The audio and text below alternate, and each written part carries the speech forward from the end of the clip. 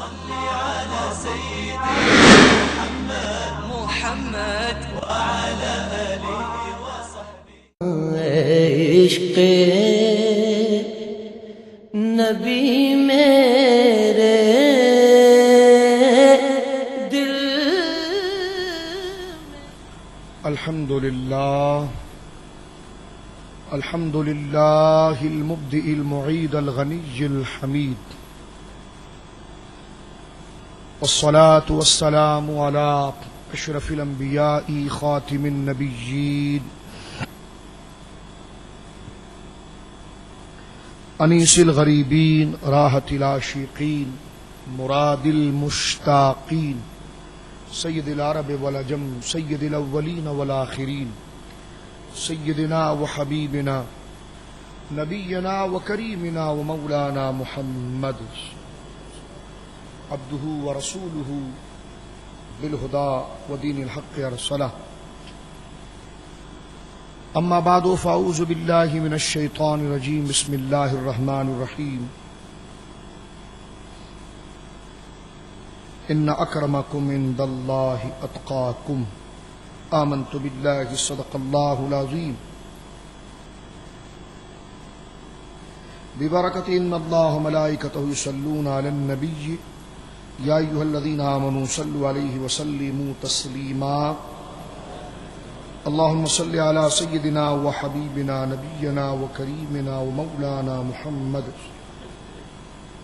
وبارك وسلم صلاة وسلام عليك يا رسول الله مل کر پڑھیے الصلاۃ والسلام علیک یا رسول اللہ الصلاۃ والسلام علیک یا حبیب اللہ الصلاۃ والسلام علیک یا نبی اللہ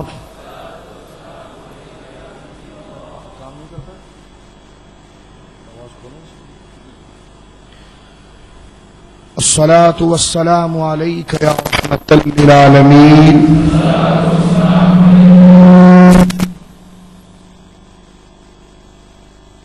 ومبلغ العلم فيه انه بشر وانه خير خلق الله كلهم دعا الى الله فالمستمسكون به مستمسكون بحبل غير منفصم مولایا صلی وسلم دائما سرمدا علی حبیبک خیر الخلق کلہم اللہ کی حمد و ثنا نبی کریم صاحب التکریم باعث تخلیق ارض و سما صلی اللہ علیہ وعلی آلہ وصحبہ وبارک وسلم کی بارگاہ مقدسہ میں انتہائی عقیدت کے ساتھ درود و سلام پیش کرنے کے بعد تمام تعریف اللہ وحدہ لا شریک کے لیے ہے۔ آج ایک بہت اہم اور حساس اور ضروری موضوع کی طرف یہ محفل منعقد کی گئی ہے۔ اس کا عنوان تو یقیناً حضور سیدنا خلیفہ بلا فصل سیدنا صدیق اکبر رضی اللہ تعالی عنہ وارضاہ عنہ کی افضلیت، آپ کی اولیت، آپ کی اکملیت اور تمام جماعت صحابہ میں بالاتفاق اجماعاً آپ کو فضیلت کے جملہ شعبوں میں اللہ رب العالمین نے مکمل کمال اور اس کا مکمل جامع بنایا ہے۔ یہ موضوع معاشرے کے اندر کافی گردش کرتا تھا۔ ہم نے گزشتہ پروگرام میں بھی یہ کوشش کی تھی کہ ادھر ادھر کے قصے کہانی کی بجائے قرآن و سنت کے احوال کے ذریعے اپنے احباب اہل سنت کے فکر و نظر کو بالغ کیا جائے اور جن جن شخصیات سے متعلق جو مسلم اور مضبوط دلائل اہل سنت کے ہیں وہ ذکر کیے جائیں۔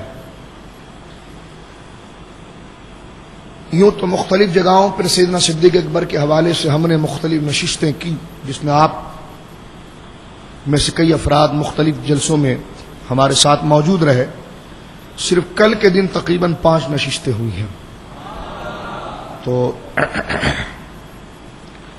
ان تمام نشستوں میں آپ ہمارے ساتھ تھے تو ان باتوں کو ذہن میں رکھیے. جس طرح کہ 13 کے درس قرآن کے اندر ہم نے خلافت کا ایک روحانی مقدمہ ذکر کیا تھا، اور آج ہم اس موضوع کو ذکر کرنا چاہتے ہیں کہ صحابہ کرام علیہم رضوان کے حوالے سے اہل سنت و جماعت کا عقیدہ کیا ہے.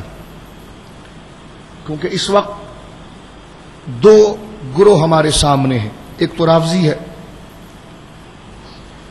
جو غلو کے اندر اتنا بڑھ گیا اور اتنا آگے نکل گیا کہ اس نے حضرت علی کرم اللہ وجہہ الکریم کو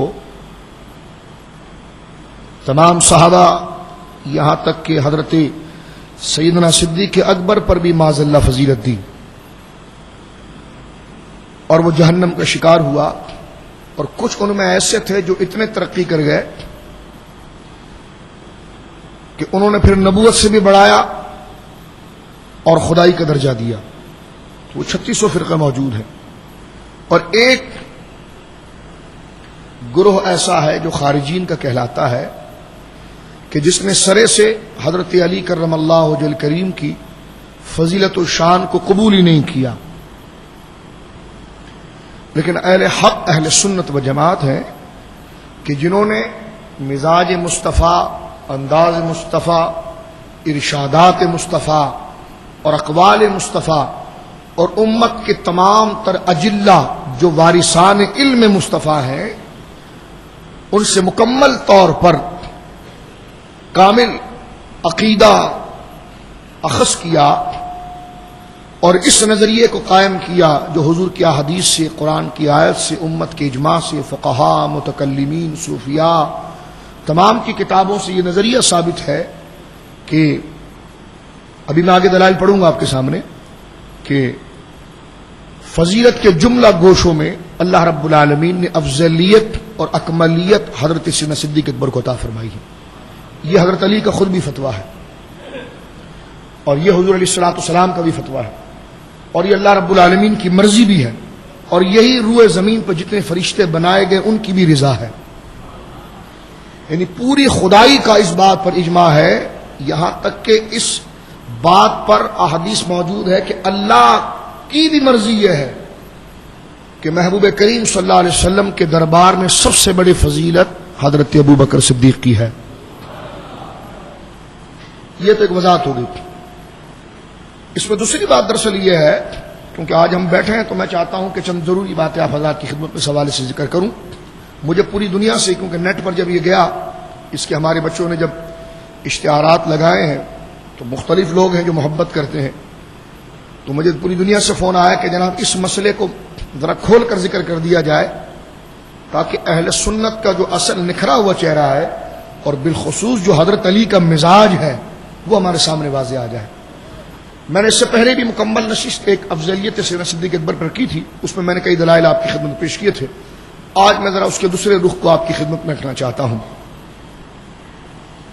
رافضی تو وہ تھا جس نے سرے سے حضرت ابو بکر کے ایمان کا بھی انکار کیا، معاذ اللہ تقوی کا بھی انکار کیا، افضلیت کا بھی انکار کیا، اور حضرت علی کو خوش نہیں بلکہ ناراض کیا اور حضرت علی کو وہ رتبے پر فائز کرنے کی کوشش کی جس کو حضرت علی خود نہیں چاہتے.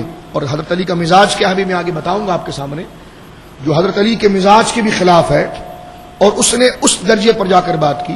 ہماری کتابوں میں تو لکھا ہی لکھا ہے، ساری کتابوں میں، تاریخ میں ہے، لیکن نہج البلاغہ جو رافضیوں کی بڑی مستند کتاب ہے اس میں بھی یہ خطبہ موجود ہے جلد نمبر 1 کے اندر کہ حضرت علی رضی اللہ تعالیٰ نے خود فرمایا کہ میرے ماننے والے 2 گروہ ہوں گے.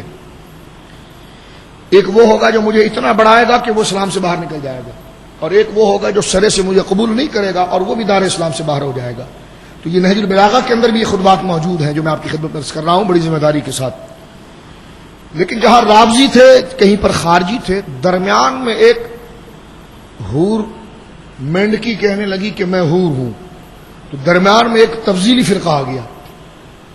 درمیان میں ایک ایسا فرقہ آ گیا کہ جس کا اوڑھنا بچھونا، اس کا انداز، نماز سب سنیوں کی طرح ہے.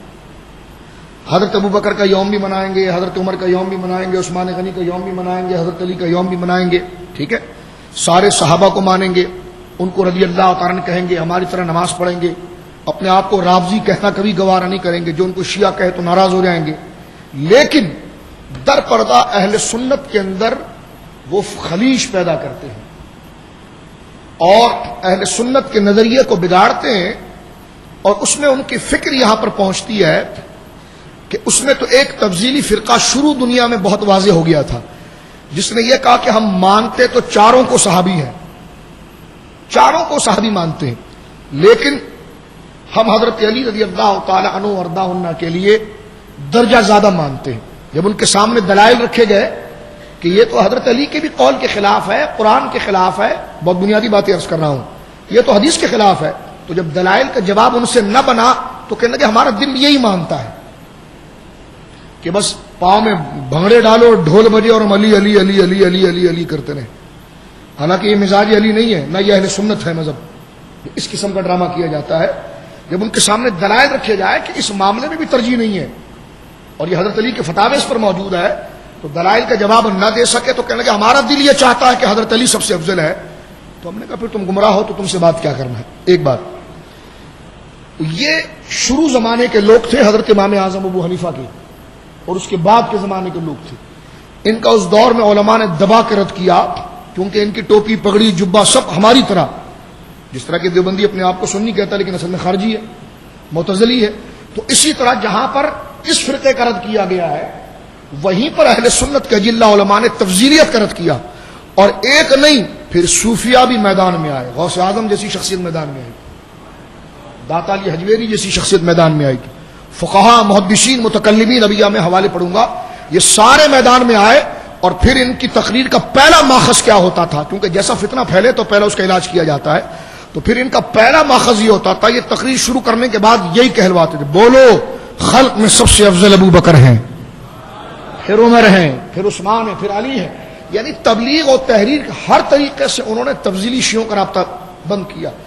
تفضیلی اپنے آپ کو شیعہ نہیں کہتا، لیکن تفضیلی اپنے آپ کو سنی کہتا ہے. شیعہ وہ اپنے لیے گالی سمجھتا ہے، لیکن وہ نادانی اور گمراہی، اور اسے شیطان اس قدر گمراہ کر دیتا ہے کہ وہ چلتا ہے اہل بیت کی محبت کے لیے.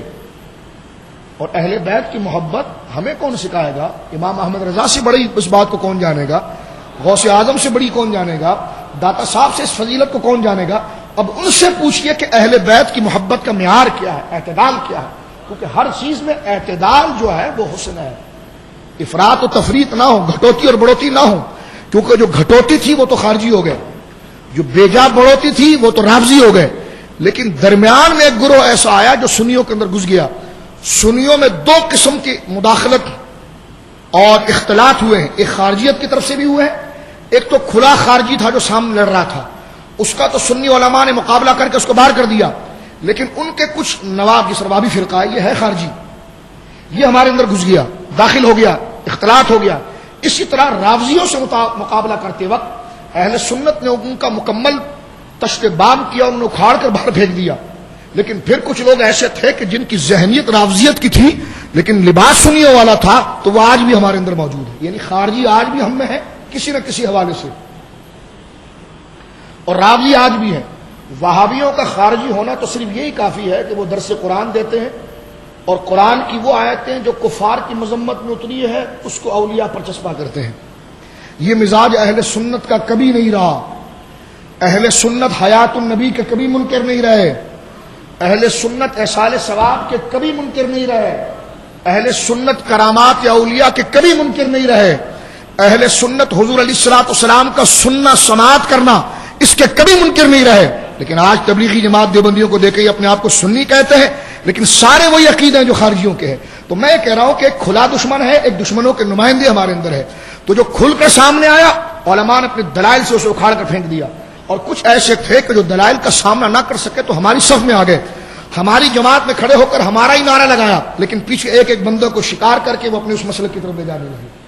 اسی طرح جہاں میں نے بھرد جولی میری یا محمد میں وہ قلی کھولی ہے اور آپ کے سامنے بات کو اس دن واضح کیا ہے کہ اہل سنت کا یہ مزاج ہے. حضرت امام قرآن و سنت، اجماع صوفیہ، علم کلام، فقہا، محدثین، 1400 سال کے علماء اہل سنت کا اتفاق ہے کہ بھرد جھولی میری یا محمد کہنا عین توحید ہے.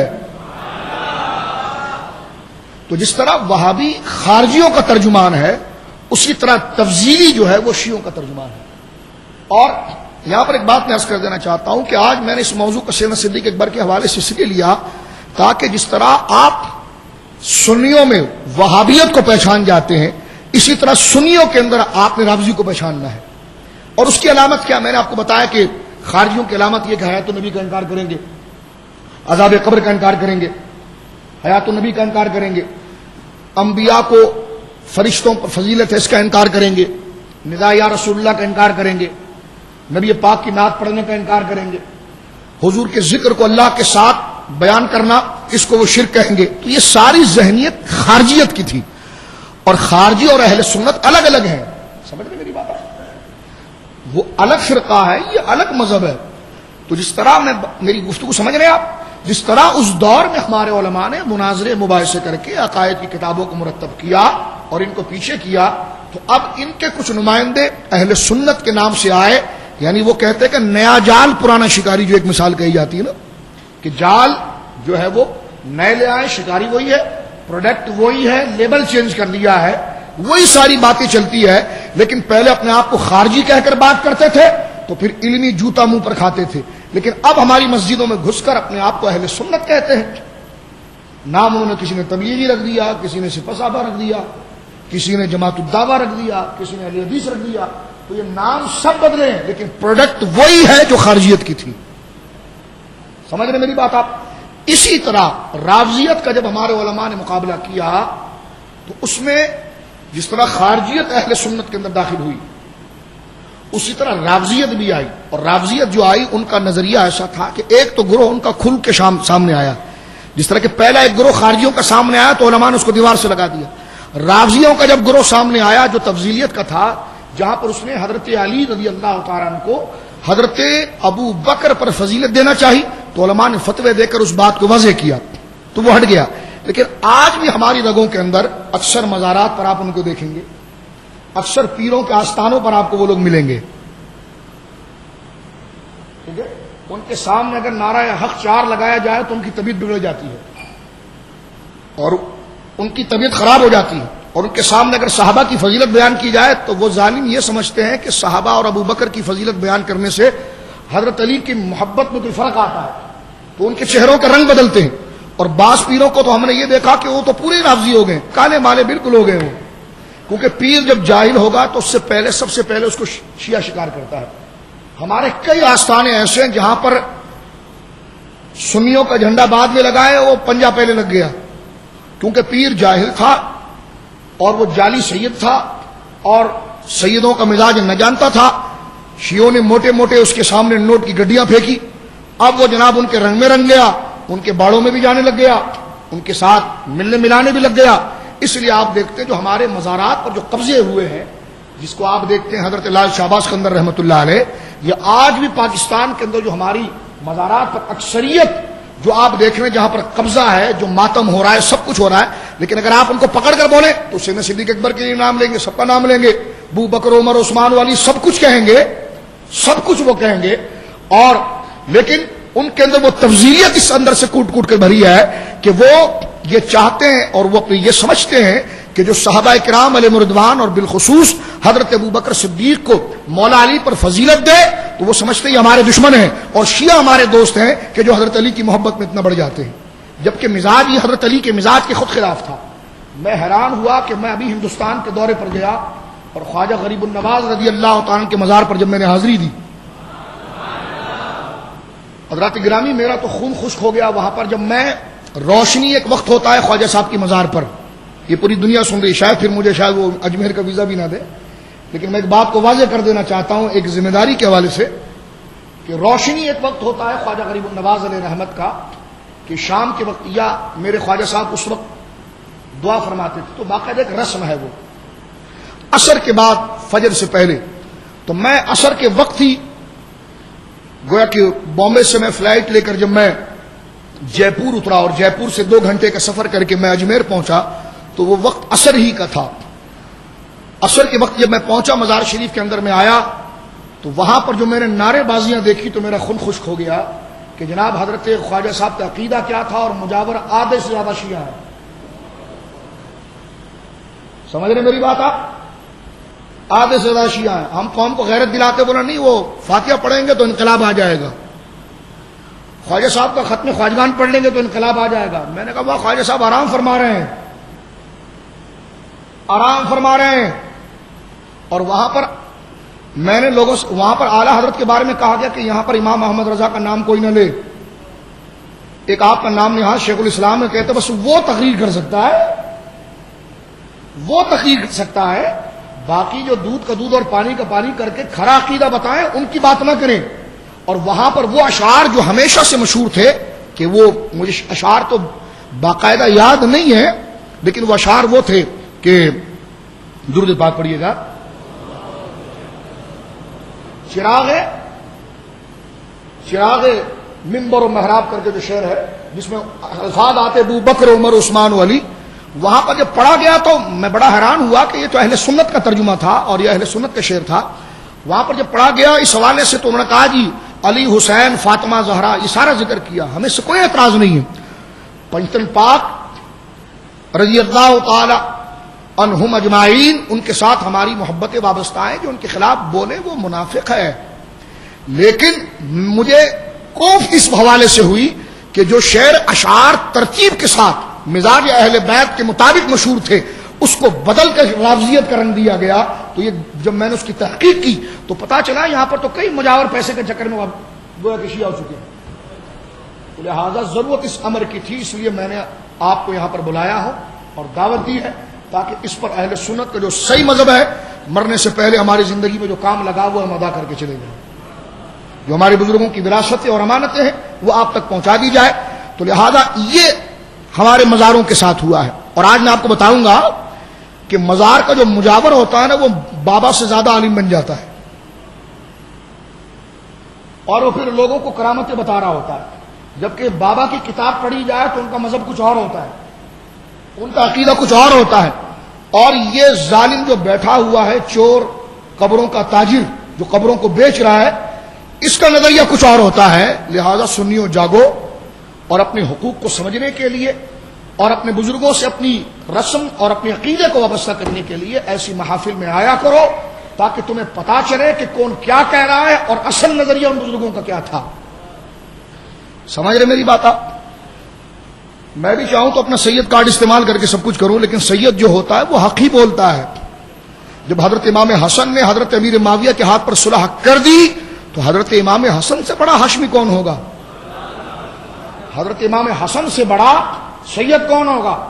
حضرت امام حسن سے بڑا اہل بیت کا عاشق کون ہوگا؟ تو لہذا جب ترتیب بن چکی ہے اور سادات نے جو عقیدہ دے دیا ہے تو تم کون ہو جو اپنے آپ کو سید کہہ کر حضرت امیر معاویہ کو معاذ اللہ کافر کہو اور حضرت امیر معاویہ کے خلاف مغلظاتیں بکو؟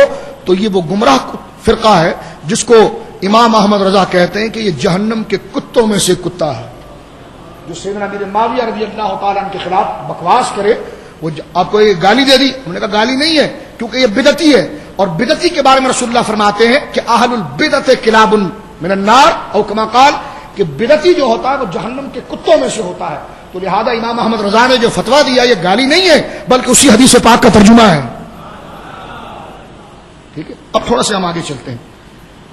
دیکھیے جہاں پر پنجتن پاک کا نعرہ لگے وہ لگنا چاہیے، اس کو ختم کرنے والا خارجی ہے. سمجھ رہے میری بات آپ؟ جہاں پنجتن پاک کا نعرہ لگے اور جب کہا جاتا ہے نا کہ پنجتن پاک نعرہ حیدری تو وہاں پر حیدری نعرہ لگنا چاہیے، اس کا انکار کرنے والا خارجی ہے. لیکن مزاج علی یہ ہے کہ علی نے جس کو فضیلت دی ہے پہلے اس ابو بکر کا نام پہلے آنا چاہیے.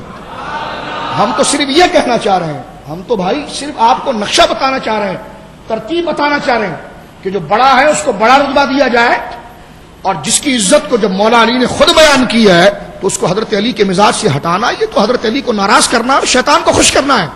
سمجھ آئی بات؟ تو لہذا نعرہ جہاں پر پنجتن پاک کا لگے تو اس کو لگانا چاہیے اور وہ بالکل شریعت مطہرہ کے طور پر جائز ہے. لہذا یہ کہنا کہ جس طرح بابی کہتے ہیں کہ پنجتن پاک کہ اور تن پاک نہ تھے، میں نے کہا اور تن انہی کی وجہ سے پاک ہوئے ہیں. اور جب ہم نعرہ لگاتے ہیں نعرہ خلافت حق چار یار تو پھر رافضیوں کے دلال جو ہے تفضیلی وہ کہتے ہیں کیا سارے یار حق پر نہیں جو حق چار یار؟ تو میں نے کہا جس طرح پنجتن پاک پر خارجیوں کو مرچی لگتی ہے اسی طرح حق چار یار پر رافضیوں کو مرچی لگتی ہے. جبکہ ہم کہتے ہیں نعرہ دونوں لگنا چاہیے، نعرہ خلافت، نعرہ خلافت، نعرہ پنجتن پاک، تو یہ دونوں ہونا چاہیے تاکہ یہ جو اعتدال کی فکر ہے ہم اس اعتدال کی روش پر لانے کے لیے اس نشست کو ہم نے آپ کے سامنے رکھا ہے، کیونکہ یہی مزاج اہل بیت ہے. اگر اہل بیت سے محبت ہے تو پھر ان کے مزاج کو سمجھیں. مزاروں پر کیا ہوتا ہے، چار چرسی بیٹھے ہوتے ہیں، وہ اپنی طرف سے کرامتیں بتا رہے ہوتے ہیں، یہ ایسا ہوا ایسا ہوا، اور جو جعلی پیر ہوتا ہے نا اس کا کام ہی کرامتیں بیان کرنا ہوتا ہے. اور وہ بزرگ پیدا ہوئے ہیں 200 سال پہلے اور ان کو بتا رہا ہوگا یہ تو 2000 سال پہلے پیدا ہو گئے، اور اس کو پوچھا جائے تو کہتا نہیں یہ تو کشفی چیزیں ساری، ہم نے اس کو کشف کے ذریعے مانا ہے. میں نے کہا جو مزار کے اندر ہے جو کشف کا بادشاہ اس نے تو لکھا ہی ہے اور تو کچھ اور کہہ رہا ہے. تو ایسے جاہلوں کا اور یہ جو مزاروں پر قابض ہیں اور یہ تفضیلی فقہ جو آ چکا ہے ان کا رد کرنا یہ آپ کی ذمہ داری ہے. کیا آپ اس کے لیے تیار ہیں؟ اس میں ایک اور باریک نقطہ پیش کر کے میں دلائل کی طرف آ رہا ہوں، وہ یہ ہے کہ تفضیلیوں نے آج کل ایک نیا رخ کھولا ہے کہ ٹی وی پر آ کر وہ خارجیوں کے خلاف بڑی تقریریں کرتے ہیں، لیکن تفضیلیت میں ایسے نرم ہو جاتے ہیں کہ پھر انہوں نے نیا فرق یہ کیا ہے کہ حضرت ابو بکر ہیں پہلے خلیفہ، حضرت ابو بکر ہیں بولیے، لیکن فرق یہ ہے کہ خلافت ظاہری میں ابو بکر پہلے خلیفہ ہیں اور خلافت باطنی میں حضرت علی پہلے خلیفہ ہیں. تو یہ بھی شیعوں کا دلال ہے جو اپنے آپ کو سنی کہہ رہا ہے لیکن اس سے بو شیعت کی آ رہی ہے. یہ اہل سنت کا مذہب نہیں ہے. سمجھ رہے ہیں میری بات آپ؟ خلافت کا فرق کرنا کہ خلافت ظاہری اور خلافت باطنی، یہ تفضیلیت کا ایک بہت گھنونا فرقہ آج کل کھڑا ہو رہا ہے اور جگہ جگہ پر. اور تفضیلیت کی ایک نشانی ایک میں آپ کو یہ بھی بتا دوں کہ اگر ان کو امام باڑوں میں بلایا جائے تو جانے میں تھکتے بھی نہیں اور جا کر وہاں پر تقریریں بھی دبا کر کرتے ہیں جو آپ ٹی وی پر کبھی کبھی دیکھ بھی لیتے ہوں گے نا، نیٹ پر بھی کبھی کبھی دیکھ لیتے ہوں گے. تو لہذا تفضیلی شیعت کی طرف بہت جلدی جاتا ہے، سنی نہیں جاتا. سنی اگر ہے تو وہ بولیے کیونکہ بنیادی اختلافات ہے بھائی.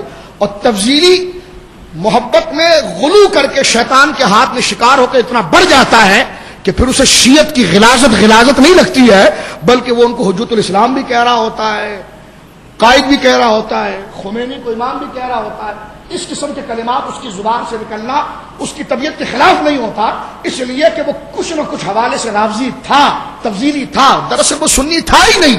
اس لیے لہذا کسی سنی جو سیدنا صدیق اکبر کی عظمت کی حرمت کو جانتا ہو، حضرت عمر کی غیرت کو جانتا ہو، عثمان کی حیا کو جانتا ہو، وہ رافضیوں کی گالیاں اگر اس کو یاد ہے تو وہ رافضی کے منہ پر تھوکے نہیں چاہیے جا کے امام باڑے کے اندر جائے.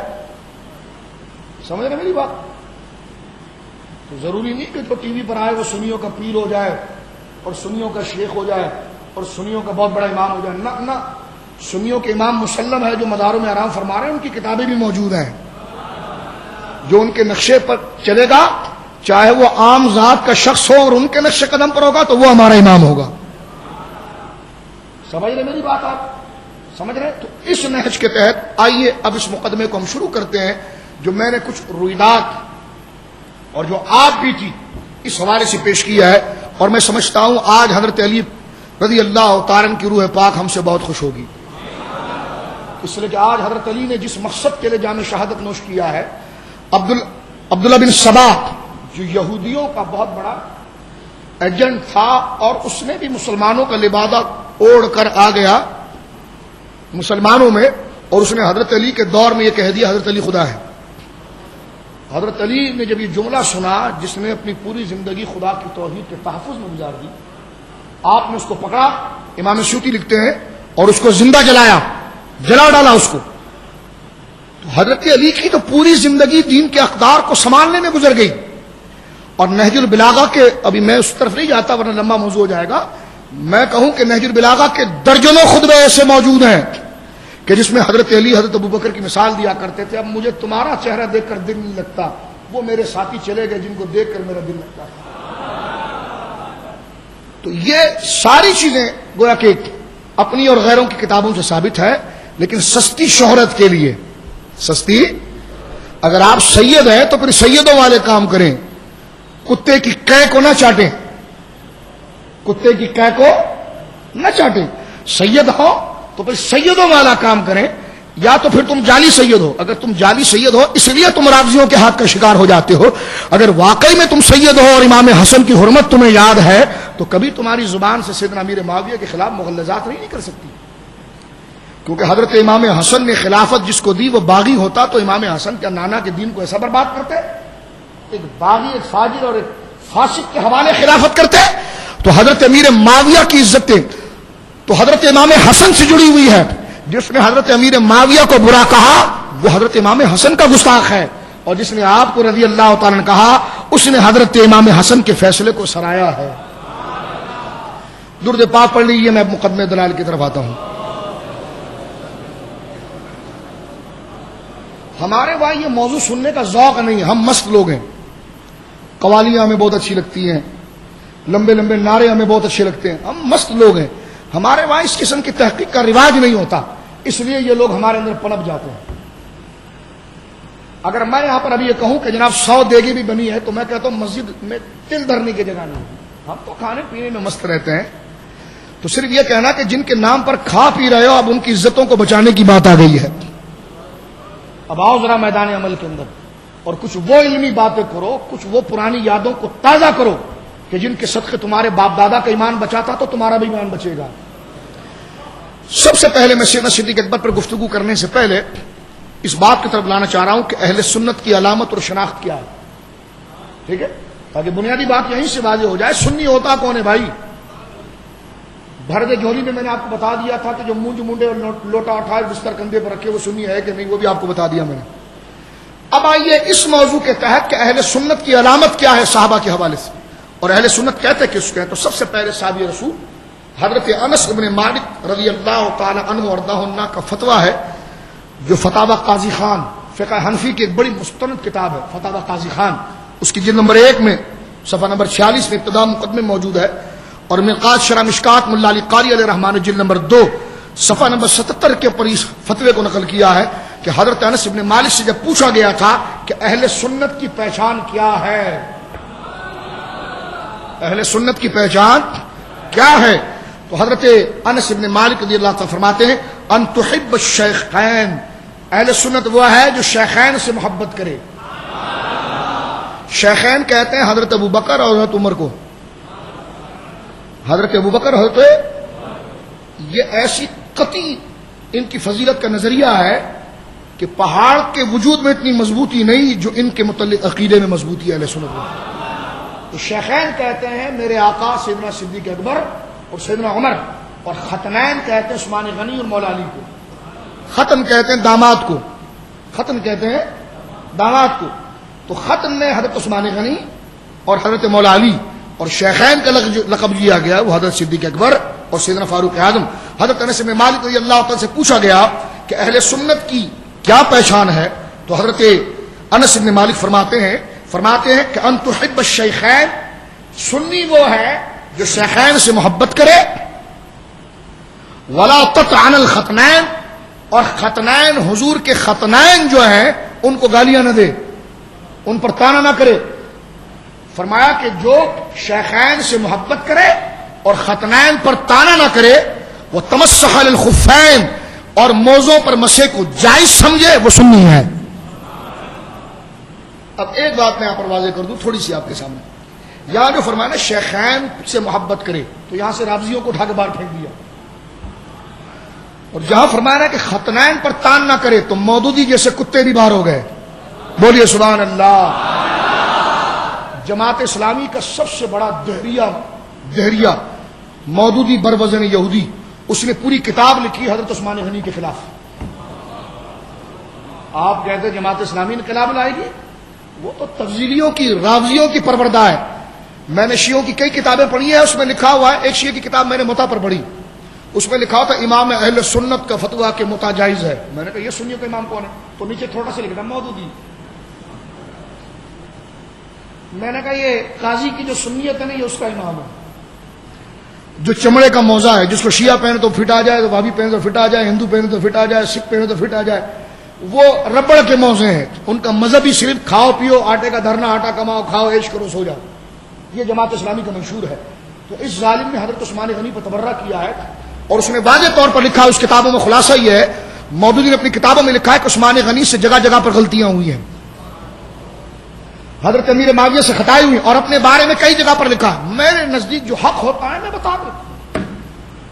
میں نے کہا یہودی کے پتر، تیرے نزدیک جو تو سمجھے وہ حق ہے، اور معاذ اللہ حضرت عثمان غنی جو پروردہ مصطفیٰ ہیں، جو حضور علیہ الصلوۃ والسلام کی آنکھوں کی ٹھنڈک ہیں، جن کی حیات مصطفیٰ کی بارگاہ میں مقبول ہے، جن کے لیے سرکار اپنا امامہ اتار کر خدا کی بارگاہ میں دعا کرتے ہیں،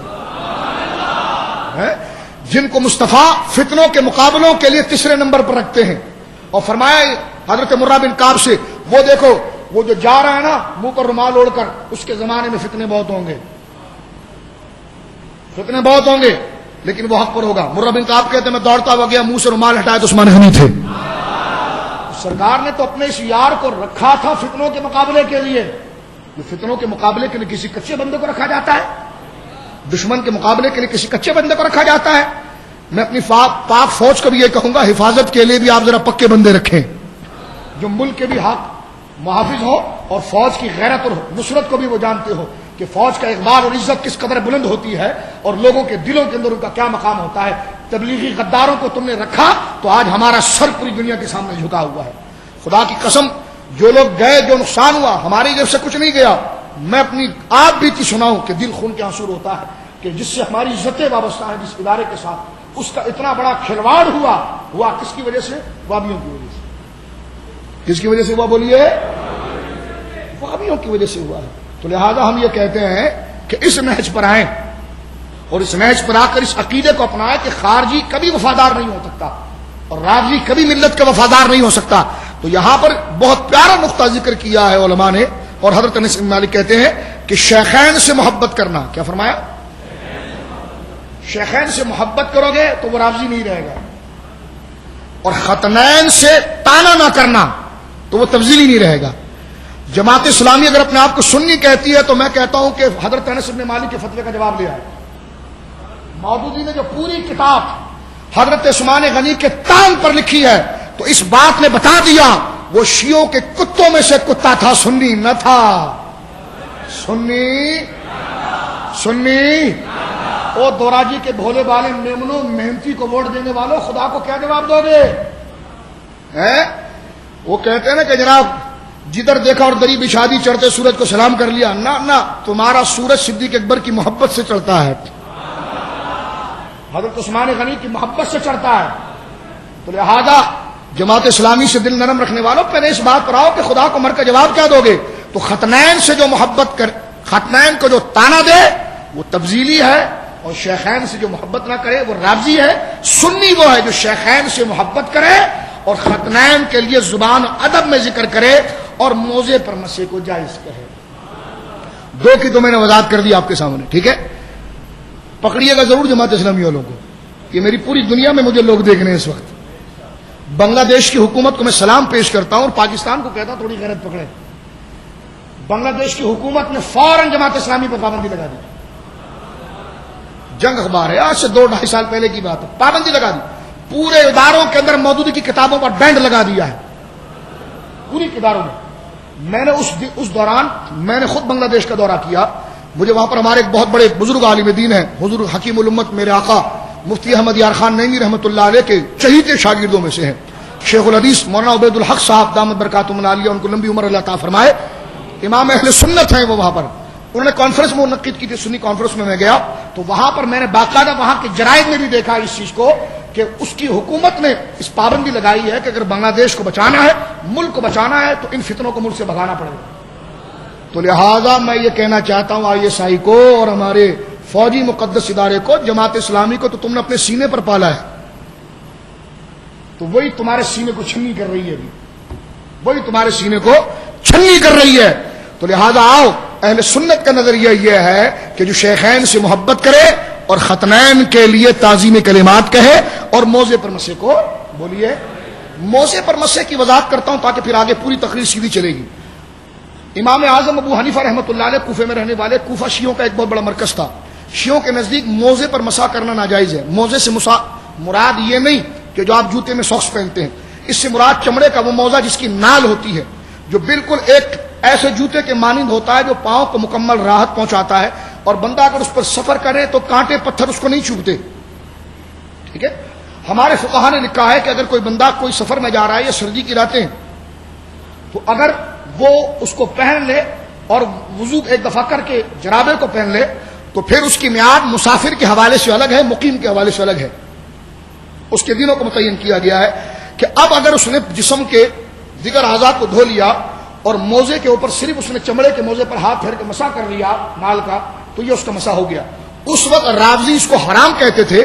تو جب رافضی حرام کہتے تھے اور خارجی ختنین سے محبت نہیں کرتے تھے تو بڑی ٹکا کر تعریف بصرہ کے امام اور کوفے کے امام صحابی رسول حضور کی گود میں کھیلنے والے حضرت انس بن مالک رضی اللہ تعالیٰ نے فرمایا کہ سنی وہ ہے، دیکھا کیسی کیسی گراہ باندھی ہے، سنی وہ ہے جو شیخین سے محبت کرے، ختنین کا ادب کرے اور موزے پر مسح کو جائز کہے. اور آج سنیوں کی تعریف کو اگر آپ تھوڑا لیں تو میں اس کی تھوڑی تفصیل آگے بیان کرتا. آئیے آگے چلتے ہیں. یہ تو حضرت انس بن مالک ہے. اب آئیے ہمارے امام اعظم ابو حنیفہ کا فتویٰ. امام اعظم ابو حنیفہ رحمۃ اللہ علیہ سے پوچھا گیا سنی کون، اہل سنت کی علامت کیا ہے؟ شرائع علامہ تفزانی کی، شاہ عبدالحق محدث دہلوی رحمۃ اللہ علیہ کی تکمیل الایمان، ملا علی قاری کی شرح فقہ الاکبر، ان تمام کے اندر یہ چیز موجود ہے. امام اعظم نے فرمایا کہ سنی وہ ہے تفضیل الشیخین و حب الختنین، جو شیخین کو ابو بکر اور عمر کو سب پر فضیلت دیتا ہو، جو ابو بکر اور عمر کو سب پر فضیلت دیتا ہو اور عثمان و علی کے ساتھ بڑی گہری محبت کرتا ہو. فرمایا یہ سنی. اب دیکھ رہے سنی کون ہے؟ اب میں تیسرا حوالہ پڑھ رہا ہوں آپ کے سامنے. یعنی کیا پتا چلا کہ شیخین کی افضلیت کا انکار کرنا رافضیت ہے اور ختنین کی محبت کا انکار کرنا خارجیت ہے اور دونوں سے پیار کرنا سنیت ہے.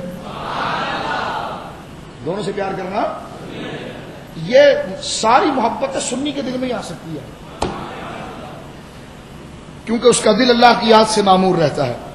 اب آئیے میں آپ کی خدمت میں ایک اور حوالہ پیش کرتا ہوں یہاں سے، اور اس کی ترتیب آپ کی خدمت میں لا رہا ہوں. آگے میں اجلہ صوفیہ کی طرف بھی آ رہا ہوں. حضرت سفیان ثوری کا یہ قول سنن ابی داؤد کے اندر موجود ہے. حضرت سفیان ثوری کہتے ہیں کہ جس نے حضرت علی کو شیخین کی نسبت ولایت میں زیادہ حقدار جانا، جس نے حضرت علی کو شیخین کی نسبت، میری اردو سمجھ رہے ہیں، میں نے لفظوں کی وضاحت پہلے کر دی ہے، شیخین سے مراد حضرت ابو بکر اور حضرت عمر، جس نے حضرت علی کو، حضرت سفیان ثوری کہتے ہیں جس نے حضرت علی کو شیخین کی نسبت ولایت میں زیادہ حقدار قرار دیا، اس نے ابو بکر و عمر کو گناہ گار کہا. علی ولایت میں زیادہ تھے تو پھر وہ غاصب ہوئے معاذ اللہ، اس نے گناہ گار کہا. اور فرماتے ہیں میں نہیں جانتا ایسے گندے عقیدے رکھنے کے باوجود اس کا کوئی عمل اللہ کی بارگاہ میں مقبول ہو. اتنا گندا عمل ہے یہ اور اتنا گندا قول ہے. حضرت علی رضی اللہ تعالیٰ عنہ کو ناراض کرنا کس اعتبار سے کہ حضرت علی کو فضیلت دینا حضرت ابو بکر کے اوپر، یہ اتنا گندا عمل ہے اور دل علی کو اتنا دکھ پہنچاتا ہے کہ حضرت سفیان ثوری کہتے ہیں، فرماتے ہیں کہ اس کے باوجود اس کا کوئی عمل اللہ کی بارگاہ میں مقبول ہو. فرمایا اس گندگی کی وجہ سے جب تک وہ توبہ نہ کرے اس کی کوئی دعا اللہ کی بارگاہ میں مقبول نہیں ہوتی. اب آئیے درمیان میں اپنی ماں حضرت عائشہ کا فتویٰ سناتا ہوں، اور یہ حدیث رسول ہے صلی اللہ علیہ وسلم، اور یہ مسلم شریف کی حدیث ہے. مسلم شریف کی حدیث 6181، 6100 آپ سننے کے موڈ میں ہے 6181. اس سے آپ اندازہ خود کر رہے ہوں گے کہ کتنی کتابوں کو دیکھ کر اس کو جمع کیا گیا ہے. اور یہ صرف اس لیے کیا گیا ہے تاکہ آپ کو اس نظریے کی مکمل طور پر واقفیت ہو جائے جو صحابہ کرتے ہیں ان کا موضوع صحابہ پر بولنا نہیں ہے، یہ تو موضوع اہل سنت کا ہے. یہ موضوع ہمارا ہے، بھابھیوں کا نہیں ہے.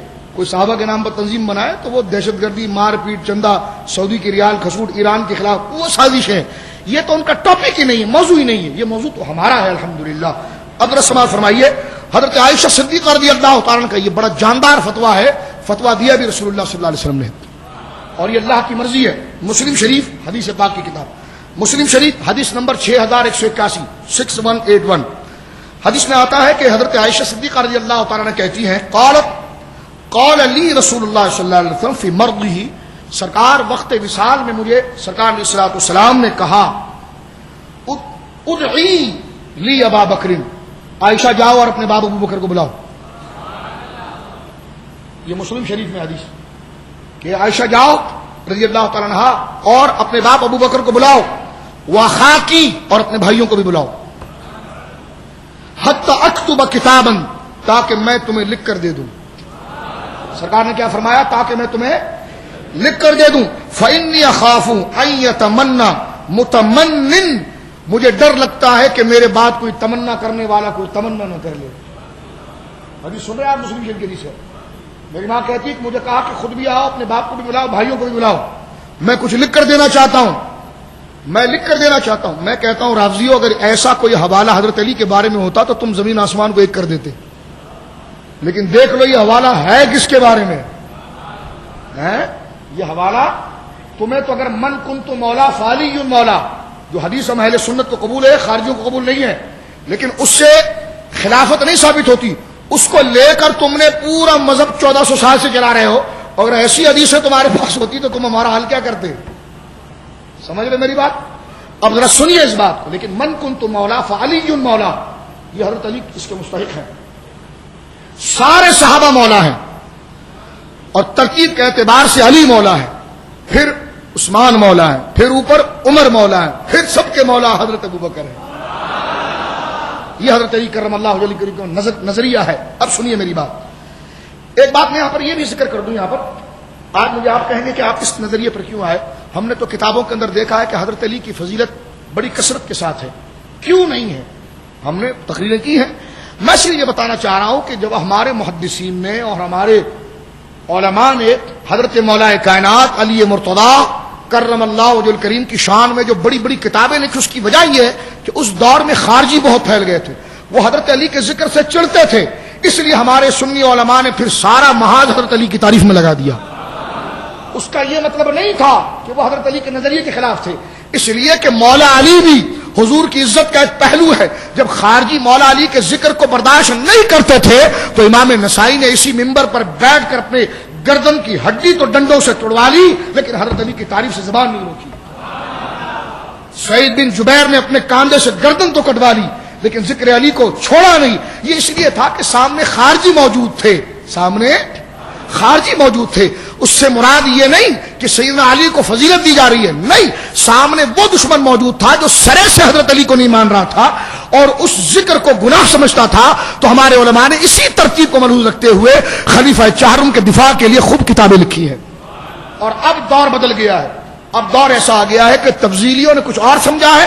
اب میں سمجھتا ہوں کہ جتنی کتابیں لکھی جائیں گی وہ صدیق اکبر کی شان میں لکھی جائیں گی، کیونکہ اب دور دوسرا ہو گیا ہے. کیونکہ اس وقت حضرت علی کی عزت کا تحفظ کرنا تھا، اس لیے کتابیں لکھی گئی. اور آج جہاں ہماری مزاروں پر قبضے ہو رہے ہیں اور ہمارے درمیان ایسے لوگ آ کر کھڑے ہو گئے جو خلافت میں بندر بانٹ کر رہے ہیں کہ جناب ظاہری یہ ہے تو باطنی وہ ہے، تو سیاسی یہ ہے تو ولایتی وہ ہے. میں کہتا اس وقت علماء اہل سنت کمر کس کر کھڑے ہو چکے ہیں پورے پاکستان میں ان تبذیلیوں کے خلاف. اور اس میں بہت بڑی ہماری بزرگ شخصیت حضور قبلہ عبدالرشید جھنگوی صاحب دامت برکاتہم العالیہ، وہ بھی اس میدان عمل میں آ گئے ہیں. حضور ملک العلماء علامہ اشرف سیالی صاحب وہ بھی تشریف لا چکے ہیں. ہمارے دل و جگر مناظر اسلام علامہ عرفان شاہ مشہدی صاحب وہ بھی کود پڑے ہیں. میرے استاد محترم مناظر اسلام علامہ سید اسد صاحب وہ بھی تشریف لا چکے ہیں. تو تمام سنی علماء وہی جو خارجیوں کے منہ پر چڑھ کر مولا علی کی تعریفیں کرتے تھے، اب خارجیوں کا ایک نمائندہ آ کر جو یہاں پر فضیلت کے نظریے کو بگاڑ رہا ہے اور وہ یہ کہہ رہا ہے کہ حضرت علی کی خلافت صرف سیاست کی تھی، حضرت ابو بکر کی خلافت صرف سیاست کی تھی، اس میں فضیلت کا کوئی عنصر نہیں تھا. تو یہی علماء جو مولا علی کی تعریف کر رہے تھے اب مولا علی کی تعریف کے ساتھ ساتھ مولا علی کا جو نظریہ ہے ابو بکر کے لیے اس کو واضح کر رہے ہیں. ٹھیک ہے. اب سنیے، میرے امام احمد رضا نے تو 7 سے 8 رسالے اس پر لکھے ہیں، تفصیلی رسالے ہیں. اور وہ رسالے پڑھ کر دیکھیے اور دیوبندیوں کی کتابیں پڑھ کے دیکھیے، آپ کو پتا چلے گا کہ صرف صحابہ کا دفاع کرنے والا ہے کون. اب آئیے دوسرے نظریے کی طرف. حضرت عائشہ کہتی ہے کہ مجھے رسول اللہ نے بلایا مسلم شریف اور کہا کہ تم آؤ، اپنے باپ کو لاؤ اور بھائیوں کو لاؤ، میں کچھ تمہیں لکھوانا چاہتا ہوں. کہ کہیں کوئی تمنا کرنے والا تمنا نہ کرے تو وَيَقُولُ قَائِلٌ أَنَا أَوْلَى، اور تمنا کرتے وقت وہ یہ نہ کرے کہ میں رسول کا جانشین حقدار ہوں. سرکار فرمایا لاؤ میں ابو بکر کو لکھ کر دے دوں، یہی حقدار ہے. یہ حدیث کے الفاظ ہیں کہ کہیں دوسرا جو ہے وہ حقداری کا اعلان نہ کرے. تو پھر میری ماں حضرت عائشہ نے کہا کہ حضور اس کو رہنے دیجئے نا، کہ کوئی اور اگر اس بارے میں بات کرے تو. حدیث میں لفظ نہیں ہے لیکن ہوا اس طرح ہی ہوگا، جس کے جواب میں حضور نے جواب دیا وَيَأْبَى اللَّهُ وَالْمُؤْمِنُونَ إِلَّا أَبَا بَكْرٍ، میں نے اپنے رب سے مشورہ کیا لیکن میرا رب بھی اور اس کے فرشتے بھی حضرت ابو بکر کے علاوہ ہر ایک پر انکار کر رہے ہیں.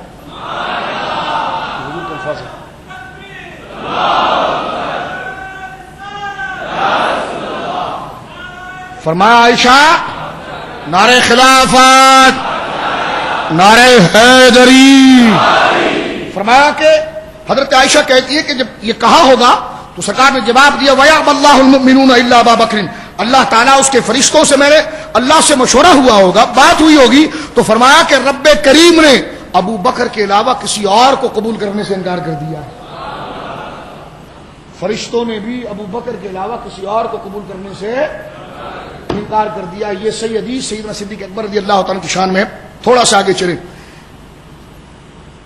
تاریخ الخلفاء کے اندر جو میرے سامنے اس وقت موجود ہے، لیکن وقت مختصر ہوتا ہے، ٹائم پھر لمبا ہو جاتا ہے، اس لیے میں نے سب لکھ کر ہی لے آیا ہوں تاکہ سیدھا جلدی جلدی پڑھنے میں آسانی ہو جائے. تاریخ الخلفاء کے اندر امام سیوطی علیہ الرحمہ نے حضرات صوفیہ کے اقوال کی طرف میں آ رہا ہوں. ابھی یہ سارے اقوال جو آپ نے سنے ہیں یہ صوفیہ کے بھی تھے، فقہا کے بھی تھے، متکلم کے نہیں تھے. اب میں خالص صوفیہ کی طرف آ رہا ہوں. یہ تو کہتے ہیں یہ مولویوں کی بات ہے، بھائی نہیں نہیں، صوفیہ تو بس علی علی علی علی علی علی علی علی علی علی. اور میں نے کہا تو اپنی ہوس کو تو صوفیہ پر چسپا کرتا ہے.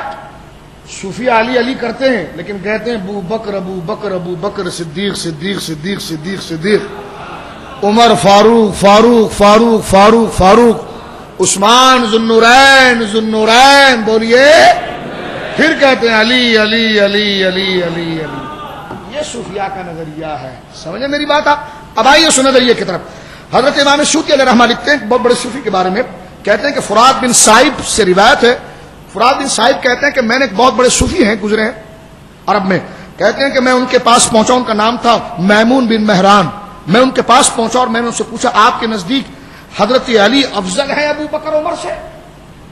میں نے ان سے سوال کیا کیونکہ ان کی نشست میں ذکر اہل بیت کا بڑا کثرت سے ہوتا تھا.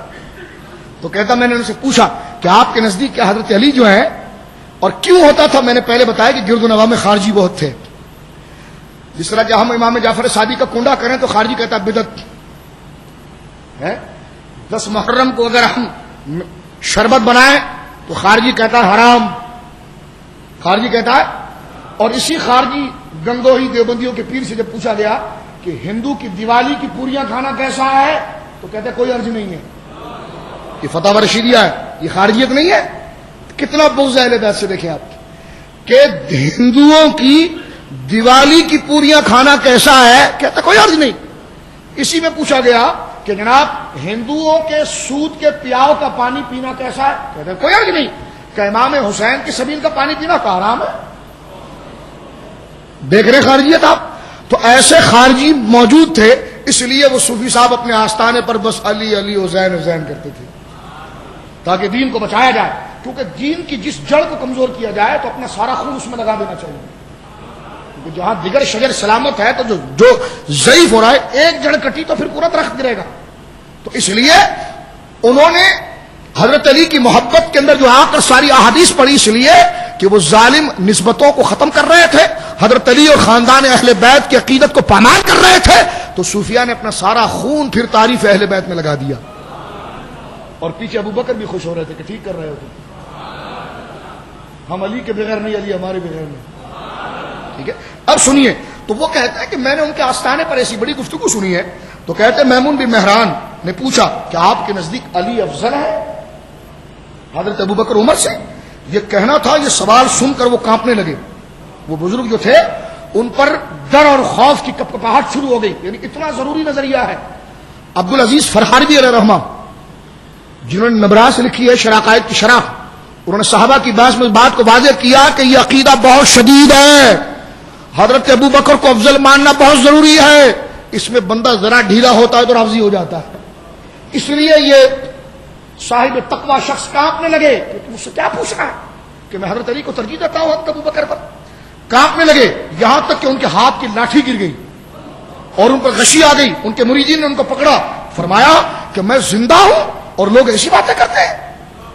کہا کہ میں تو سوچ بھی نہیں سکتا کہ زمانہ یہاں تک پہنچ جائے گا کہ لوگ ابو بکر و عمر کی برابری کریں گے اور میں زندہ رہوں گا. یعنی اس بات کو ان لوگوں نے سننا تک گوارا نہیں کیا. اور کیفیت کہ کہیں عذاب نہ آ جائے خدا کا, کہ جو اتنا زبردست اور مسلم اور ضروری عقیدہ ہے اس کے خلاف لوگ بات کر رہے ہیں, تو وہ ڈر گئے کہ خدا کا عذاب نہ آ جائے کہ لوگ ابو بکر و عمر کی برابری کی بات کر رہے ہیں. وابیوں, یہاں تو صوفیاء کو ڈر لگ جاتا ہے کہ کوئی ابو بکر کے برابر نہیں ہو سکتا. ظالموں, تم تو نبی کے برابر ہونے کی باتیں کرتے ہو. سن رہے میری باتیں؟ تم تو نبیوں کے برابر ہونے کی باتیں کرتے ہو, تو تمہارا حال کیا ہوگا خدا کی بارگاہ میں؟ اور تم کیا جواب دو گے کہ جناب یہ کہنا جیسے اسماعیل دہلوی نے لکھا کہ ہاں بس سب انسان ہے نا, تو انسان ہونے میں کیا ہوتا, مومنین ہے. اگر مومن سمجھ کر بھائی کہہ دیا تو کیا کیا, وصف انسان میں انسان کہہ دیا تو کیا کہہ دیا, یہ نہ بولے جائے. پیر مہر علی شاہ صاحب کے فتاوی مہریہ کا پہلا فتویٰ اس سوال پر ہے. آپ سے جب کسی نے پوچھا تو دجیاں اکھیڑ دی وابیوں کی. آپ نے فرمایا حضور کی بشریت کا ذکر بغیر فضیلت کے حرام ہے, جائز ہی نہیں ہے. حضور کی بشریت ذکر کی جائے گی تو فضیلت کے ساتھ ذکر کی جائے گی, تاکہ پتہ چل جائے جیسے ہے میرے آقا ایسا نہیں کوئی. اب آئیے سیدنا داتا علی حجویری کا عقیدہ سنیے. کشف المحجوب شریف. ہم صوفی ہیں, تو میں نے کہا یہ صوفیوں کے امام ہیں. تو صوفی نہیں, تو سلفی ہے. صوفی کہاں سے تو آئے؟ صوفی اگر ہوتا تو داتا صاحب کے عقیدے پر ہوتا. اب سنیے داتا صاحب کا عقیدہ کیا ہے. میں ابھی صرف آپ کو سنیوں کی پہچان بتا رہا ہوں, تقریر ابھی شروع نہیں کی میں نے. سنیے, حضرت داتا علی حجویری کشف المحجوب شریف میں فرماتے ہیں شیخ الاسلام. کیا لکھتے ہیں؟ حضرت ابو بکر کو رضی اللہ تعالیٰ عنہ شیخ الاسلام وازباد الانبیاء خیر الانام.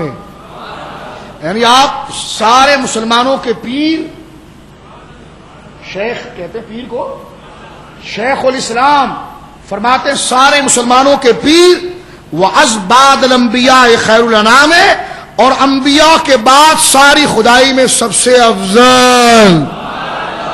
یہ داتا علی حجویری کا عقیدہ کشف المحجوب شریف میں. دیکھنے حضرت صدیق اکبر کے بارے میں کیسے کہتے ہیں, فرماتے شیخ الاسلام ہے وازباد الانبیاء خیر الانام, سارے بندگان خدا میں سب سے افضل, خیر افضل, سب سے افضل شیخ الاسلام, سارے مسلمانوں کے پیر. یا داتا علی حجویری لکھتے ہیں کشف المحجوب میں. پھر آگے فرماتے ہیں صدیق اکبر مقدم جمیع خلائق است. فرماتے ابو بکر صدیق جو ہیں تمام انبیاء کے بعد, اسپس انبیاء علیہ السلام, تمام انبیاء کے بعد تمام مخلوقات سے آگے ہیں. انبیاء کے بعد پس انبیاء, انبیاء کے بعد داتا علی حجویری کہتے ہیں انبیاء کے بعد صدیق اکبر. یہ عقیدہ سنیے, پھر داتا صاحب کی بارگاہ میں جائیں تو یہ خود پڑھ کے سنا دے گا. میں جب بھی جاتا ہوں بار ایک دفعہ گیا پڑھ کے سنایا تو وہ ہر دفعہ بلاتے ہیں, پھر وہاں سے بار بار مدینہ چلا جاتا ہوں. یہ جائیں اور ان کو کہیں کہ عقیدہ ہم نے آپ سے سیکھا ہے, اور آپ دعا کریں رب سے اور فیض دیجئے کہ ہم مرتے دم تک اس پر جمے رہیں. مزہ تب ہوتا ہے جب صاحب قبر کو اسی کے مضامین کو سنایا جائے. تو جانے سے پہلے یہ عبارتیں پڑھ لیا کرو. میں اپنے سفر میں ڈائری ساتھ میں لے جاتا ہوں. جس مزار کو جاتا ہوں تو الحمدللہ اس ڈائری میں ان کا کوئی نہ کوئی قول ان کی زبان کا ہوتا ہے, اس کو رکھ کر اچھی طرح سے تیار کر دیتا ہوں, اور پھر جا کر کہتا ہوں یہ تو آپ ہی کا قول تھا, اسی کے صدقے لاج رکھ لیں. اب سنیے آپ, سیدنا داتا علی حجویری رضی اللہ تعالیٰ کہتے ہیں صدیق اکبر مقدم جمیع خلائق اسپس انبیاء صلاۃ اللہ علیہم اجمعین. صدیق اکبر تمام انبیاء کے بعد تمام مخلوقات سے آگے ہیں, مل کر کے کیا ہے آگے. سنیے کیا کہتے ہیں, وروا نباشت کہ کسے اندر پیشوے نہد کسی کے لیے جائز نہیں کہ حضرت ابو بکر سے آگے قدم رکھے. اور میں حدیث پڑھوں گا, حضور نے کسی کو چلنے بھی نہیں دیا صدیق اکبر کے آگے. یہ حضرت سرکار نے اپنے یار کی لاج بھی پھر ایسی رکھی ہے, کوئی آگے چلتا اس کو کہتے پیچھے چل, اس کے آگے نہ چل. بولیے سبحان اللہ. بابی کہتے ہیں کسی کی عزت نہیں. میں نے کہا پلیتوں میں تم میں نہ کوئی عزت دار پیدا ہوا نہ تم نسبت والوں کو جانتے ہو. تمہارے وہاں عزت ہے کہاں پر؟ اور چلے ہو تم صحابہ کا یوم منانے کے لیے آئیے, اور تم صحابہ کا یوم منا بھی نہیں سکتے, اس لیے کہ صحابہ کا یوم مناؤ گے تو عقیدہ امام احمد رضا کا ثابت ہو جائے گا. عقیدہ امام احمد رضا کا ثابت ہوگا. وہ ادب کی بات ہے, وہ تعظیم کی بات ہے, وہ نسبت کی بات ہے. یہی تو صحابہ کے واقعے میں ہوتا ہے, اور یہ تمہارے نزدیک سب بدعت ہے, اور جائز اگر ہے بڑی جرت کے ساتھ تو امام احمد رضا کے نزدیک ہے. اب سنیے میرے دوستو, یہاں پر حضرت داتا علی حجویری فرماتے ہیں کہ حضرت ابوبکر انبیاء کے بعد سب سے آگے ہیں. یہ کسی کے لیے جائز نہیں کہ حضرت ابوبکر سے آگے قدم بڑھا سکے. اب آئیے سیدنا غوث اعظم کو بھی سن لیجئے. پھر غنیۃ الطالبین کے اندر یہ قول غوث اعظم کا موجود ہے. میں حضرت شمس بریلوی کے ترجمے کو یہاں پر کوٹ کر رہا ہوں. آپ ایسا فرماتے ہیں, غوث اعظم نے فرمایا خلفائے راشدین نے, غور سے سنیے قادریوں, غور سے سنو اور اس کو میسجز پر پھیلاؤ اور عام کرو. سیدنا غوث اعظم فرماتے ہیں خلفائے راشدین نے خلافت بزور شمشیر یا جبر کے ذریعے حاصل نہیں کی, بلکہ معاصرین پر ان کو فضیلت حاصل تھی. یعنی اگر وہ خلافت پر آئے تو وہ افضل تھے, اس بنا پر اللہ رب العالمین نے ان کو خلافت اور مرتبہ عطا فرمایا. یہ حضور غوث اعظم نے غنیۃ الطالبین میں کہا ہے. مجدد الفسانی امام ربانی کو سنیے آپ.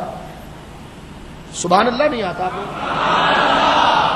اگر میں کہوں کہ ابھی ان کے نام لیں گے تو آپ کا کپڑا بک جائے گا تو آپ کی سبحان اللہ کی آواز ہی نہیں بند ہوتی. پھر کاروبار میں برکت ہو جائے گی تو آپ کی آواز ہی نہیں بند ہوتی. تو دنیا دار نہ بنو, اللہ والے بنو یار. اس لیے سے سبحان اللہ کہو کہ اللہ راضی ہو جائے. اللہ راضی ہو جائے تو کاروبار بھی عروج پر جائے گا. تو پہلے اللہ والوں کے پیچھے چلو. پہلے ان کے پاس کوئی آئے وہ ذلیل نہیں ہوتا, لیکن ثانوی چیز کو مقدم نہ کرو, جو مقدم ہے اسی کو آگے رکھو.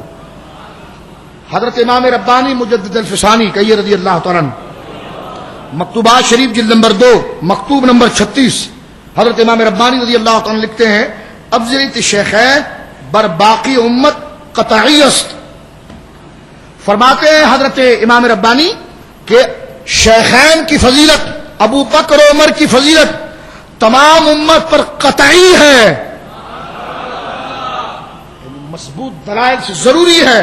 اور فرمایا انکار نہ کند مگر جاہل یا متعصب, اس کا انکار نہیں کر سکتا مگر کوئی جاہل کا بچہ ہو یا مودودی کی طرح متعصب ہو.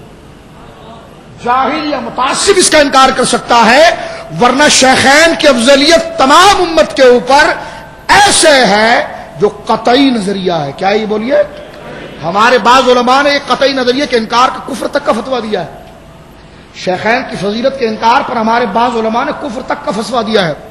اور حضرت علامہ عبدالعزیز فرہادی نے لکھا ہے شرح عقائد میں, فرمایا کہ اگر التزام کفر نہیں لیکن شیخین کا کوئی انکار کرے افضلیت کا تو التزام کفر نہ ہو, لیکن لزوم کفر میں تو کوئی شک ہی نہیں ہے.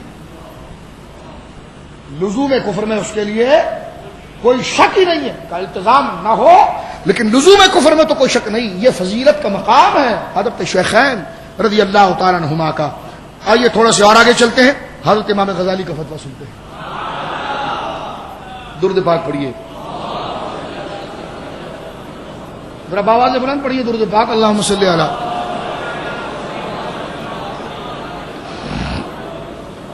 حضرت امام غزالی رحمۃ اللہ علیہ فرماتے ہیں کہ افضل الناس بعد النبی ابو بکر ثم عمر ثم عثمان ثم علی. احیاء العلوم فرماتے ہیں کہ لوگوں میں سب سے افضل نبیوں کے بعد, نبی پاک کے بعد ابو بکر ہیں, عمر ہیں, عثمان اور علی ہیں. اب آپ دیکھیں حضرت, ایک نقطہ یہاں پر ذہن میں رکھیے گا پھر آگے دلائل آئیں گے. حضرت ابو بکر اور حضرت عمر کو افضلیت خلافت کی وجہ سے نہیں ملی, بلکہ وہ افضل تھے اس لیے خلافت ملی ہے. یہ بھی یاد رکھیں, کیونکہ کچھ لوگ یہ نظریے کو تھوڑا بگاڑتے ہیں. یہ لفظوں کی بظاہر ادھر ادھر ہے لیکن اس میں بہت بڑا منظر ہے. یعنی حضرت ابو بکر عمر پہلے افضل تھے, خلافت پا کر افضل نہ ہوئے بلکہ پہلے افضل تھے اس لیے خلافت آپ کو ملی ہے. یہ جو لوگ کہتے ہیں نا افضل لوگ موجود تھے تو خلافت کیوں دے دی گئی, تو ہم نے کہا پہلے افضل تھے اس لیے خلافت ان کو دی گئی ہے. خلافت ملنے کے بعد افضلیت نہیں بلکہ افضلیت تو خلافت سے پہلے ہے. خلافت سے پہلے افضلیت ہے، اس لیے حضور نے اپنا مصلی مرحمت فرمایا ہے۔ اب آئیے حضرت شاہ عبد العزیز امام اہل سنت کا فتویٰ سنیے۔ حضرت شاہ عبد العزیز محدث دہلوی رحمۃ اللہ علیہ تحفہ سنہ شریف میں فرماتے ہیں شیعہ تفضیلی فرقہ جو جناب مرتضی کو تمام پر فضیلت دیتا ہے، تحفہ سنہ شریف حضرت امام اہل سنت سراج الہند حضرت شاہ عبد العزیز محدث دہلوی رحمۃ اللہ علیہ، بیٹے ہیں حضرت شاہ ولی اللہ محدث دہلوی کے رحمۃ اللہ تعالی علیہ۔ درد جوہری میں عقیدہ میں نے انہی سے پیش کیا تھا، جب یہ میسج ہم نے چلایا نا تو اہل حدیث پھر بھاگنے لگے ادھر ادھر ادھر ادھر۔ ہمارے بچوں نے پوچھا نا اس کو چھوڑو، یہ شاہ صاحب نے جو لکھا ہے اس کا تو جواب دو، یہ جو شاہ صاحب نے جو عقیدہ لکھا ہے اس کا تو جواب دو۔ اپنا گرو اپنا امام ان کو کہتے ہیں اور پھر بات نہیں مانتے ان کی، ہیں بات نہیں مانتے۔ اب دیکھیں شاہ صاحب کیا لکھتے ہیں، شاہ عبد العزیز صاحب تحفہ سنہ شریف میں لکھتے ہیں، وہابیوں کے لیے تو فتاوی عزیزی میں بہت کچھ لکھ دیا انہوں نے، ٹھیک ہے، اور اپنی تفسیر عزیزی میں بہت کچھ لکھ دیا ہے۔ شیعوں کے بارے میں لکھتے ہیں، شاہ عبد العزیز صاحب لکھتے ہیں افضلیت، فرمایا شیعہ کا تفضیلی فرقہ جو جناب مرتضی حضرت علی کو تمام پر فضیلت دیتا ہے، یہ فرقہ شیطان لعین کا ادنا شاگرد ہے، جس نے اس کو وسوسہ ڈالا اور اس شاگرد نے وسوسہ قبول کیا۔ جناب مرتضی نے ان پر سختی کی ہے، شاہ عبد العزیز صاحب لکھتے ہیں جناب مرتضی یعنی حضرت علی نے ان پر سختی کی ہے اور فرمایا کہ جو مجھے شیخین پر ترجیح دینے والے کو میں پاؤں تو اسے مفتری یعنی الزام لگانے والے کی حد ماروں، 80 کوڑے اسے ماروں۔ یہ بات کی شاہ عبد العزیز صاحب، یہ شاہ عبد العزیز صاحب نے بھی کی ہے، یہ امام جلال الدین سیوطی رحمۃ اللہ علیہ نے اتقان میں بھی کی ہے، یہ تقریباً امام احمد بن حنبل نے فضائل صحابہ میں بھی کی ہے، اور حضرت دار قطری کے اندر یہ حدیث کی کتاب اس میں بھی موجود ہے۔ اصل الفاظ مولا علی کے یہ ہیں کہ لا اجد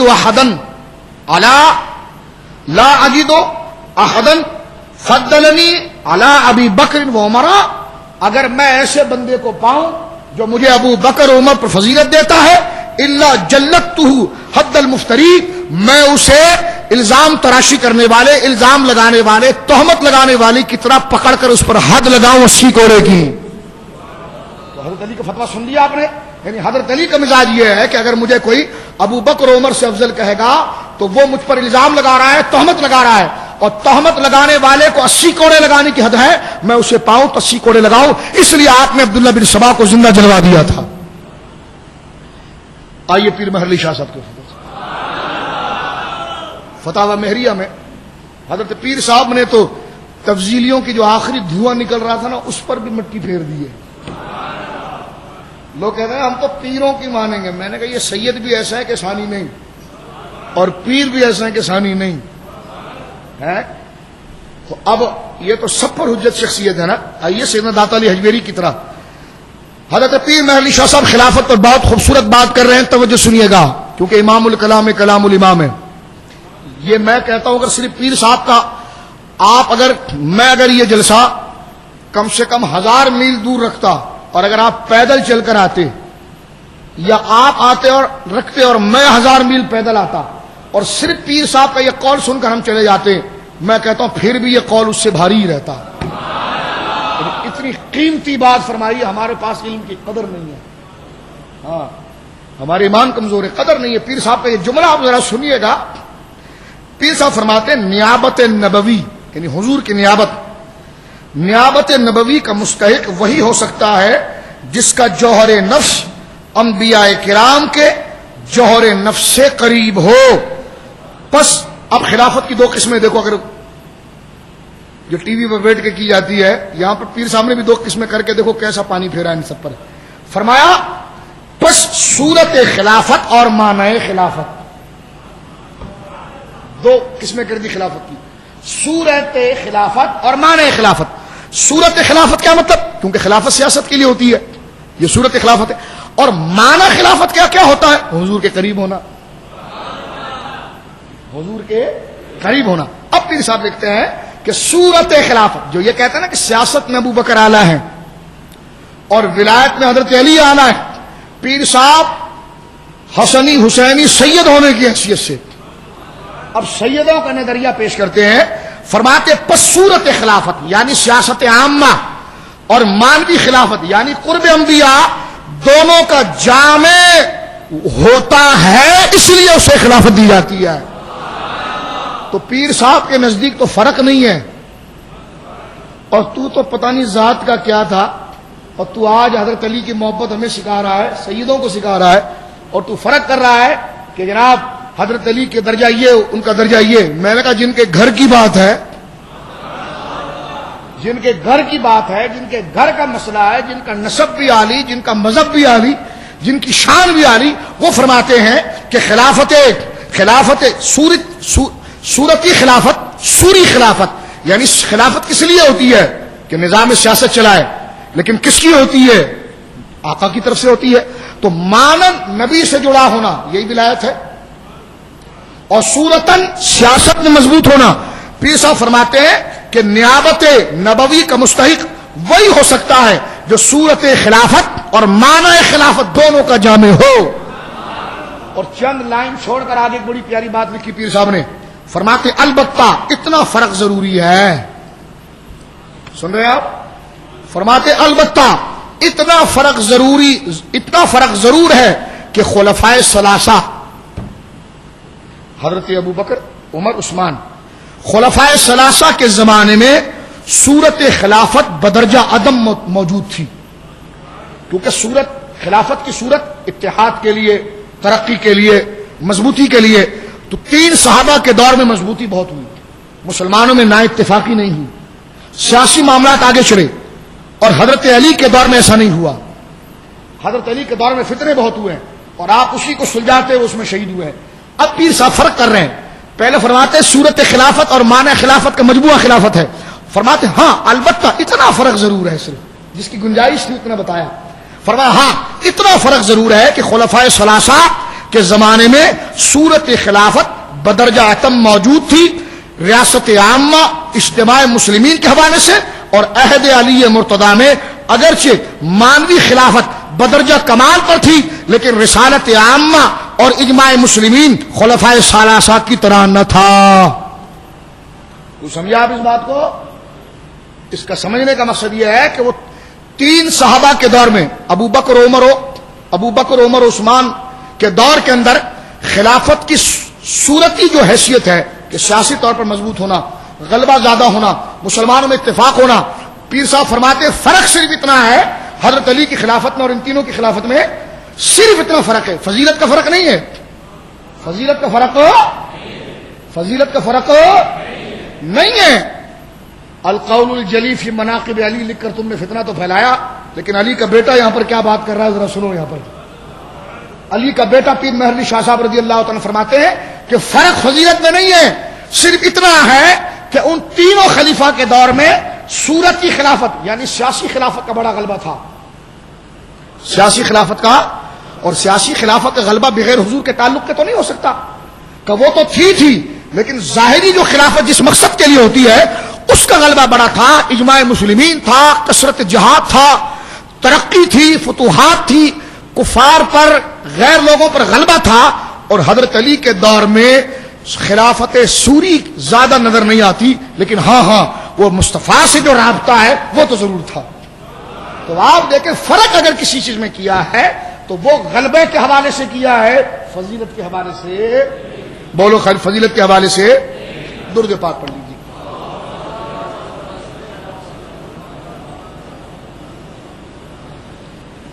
اب آئیے چند حدیثیں میں آپ کی خدمت میں پیش کرنا چاہتا ہوں۔ تفصیلی تقریر آپ واقعات کے ضمن میں تو سنتے رہتے ہیں، لیکن کبھی اس گھاٹ کا بھی شہد چکھنا چاہیے اور اس جہد پر بھی آ کر دیکھنا چاہیے۔ میں دعا کرتا ہوں کہ جو حدیثیں میں نے جمع کی ہیں اللہ اس کو میرے لیے، آپ کے لیے اور ہم تمام کے لیے ذریعہ نجات بنائے، ہمارے والدین اور حضرت سیدنا صدیق اکبر رضی اللہ تعالیٰ عنہ وارضاہ عنہ کی نگاہ کرم سے اللہ رب العالمین ہمیں برحمت فرمائے۔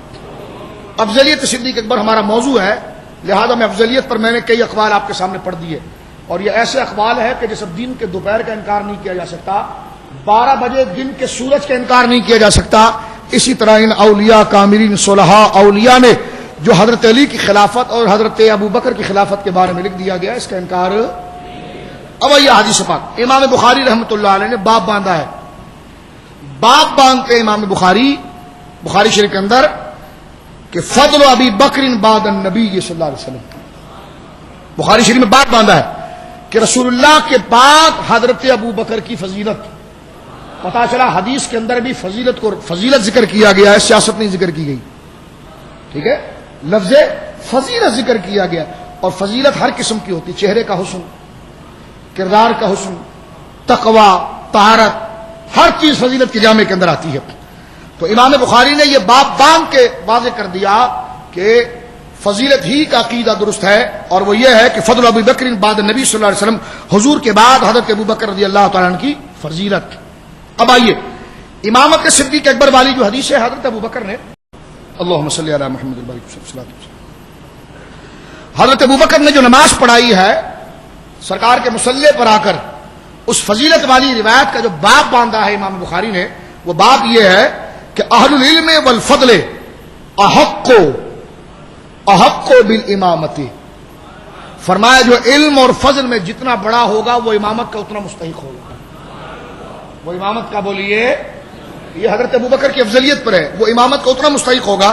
اس کے تحت آپ حدیث لے کر آتے ہیں حضرت موسیٰ سے، ابو موسیٰ اشعری سے، کہتے ہیں قال مرض النبی صلی اللہ علیہ وسلم، جب حضور علیہ الصلوۃ والسلام جب وصال کے قریب میں، جب تقاضا بشری کے اعتبار سے جب بخار کی کیفیت حضور پر آئی، فاشتد مرضہ، حضور علیہ الصلوۃ والسلام کا بظاہر جو طبیعت کے اعتبار سے جو شدت تھی بخار کی وہ بڑھ گئی.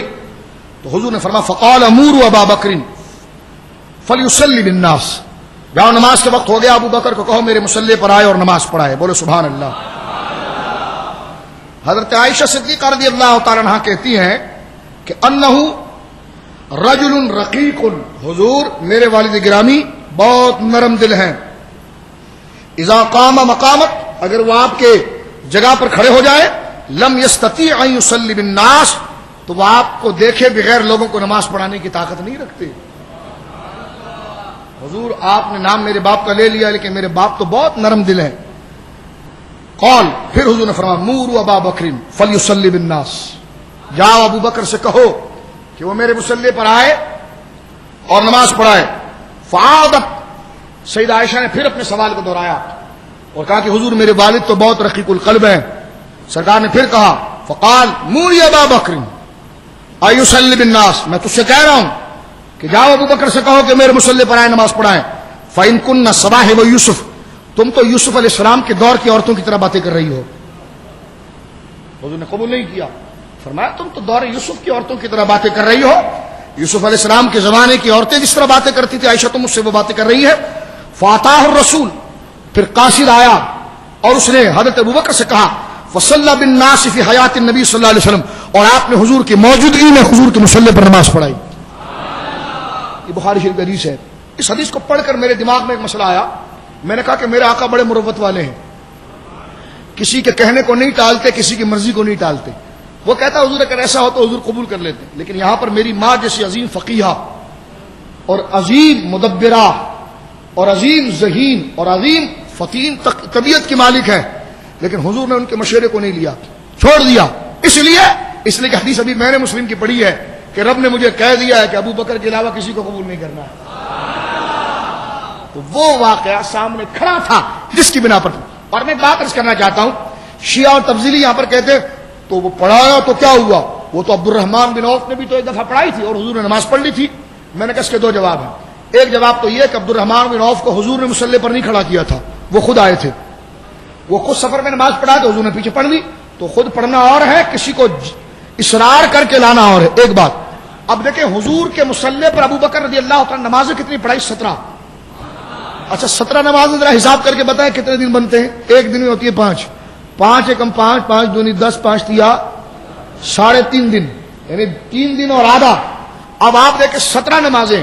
اگر نماز کے مصلی اگر کوئی فضیلت نہیں پیش کرتا تو حضور کہہ دیتے کہ فجر ابو بکر پڑھائے، ظہر عمر پڑھا دے.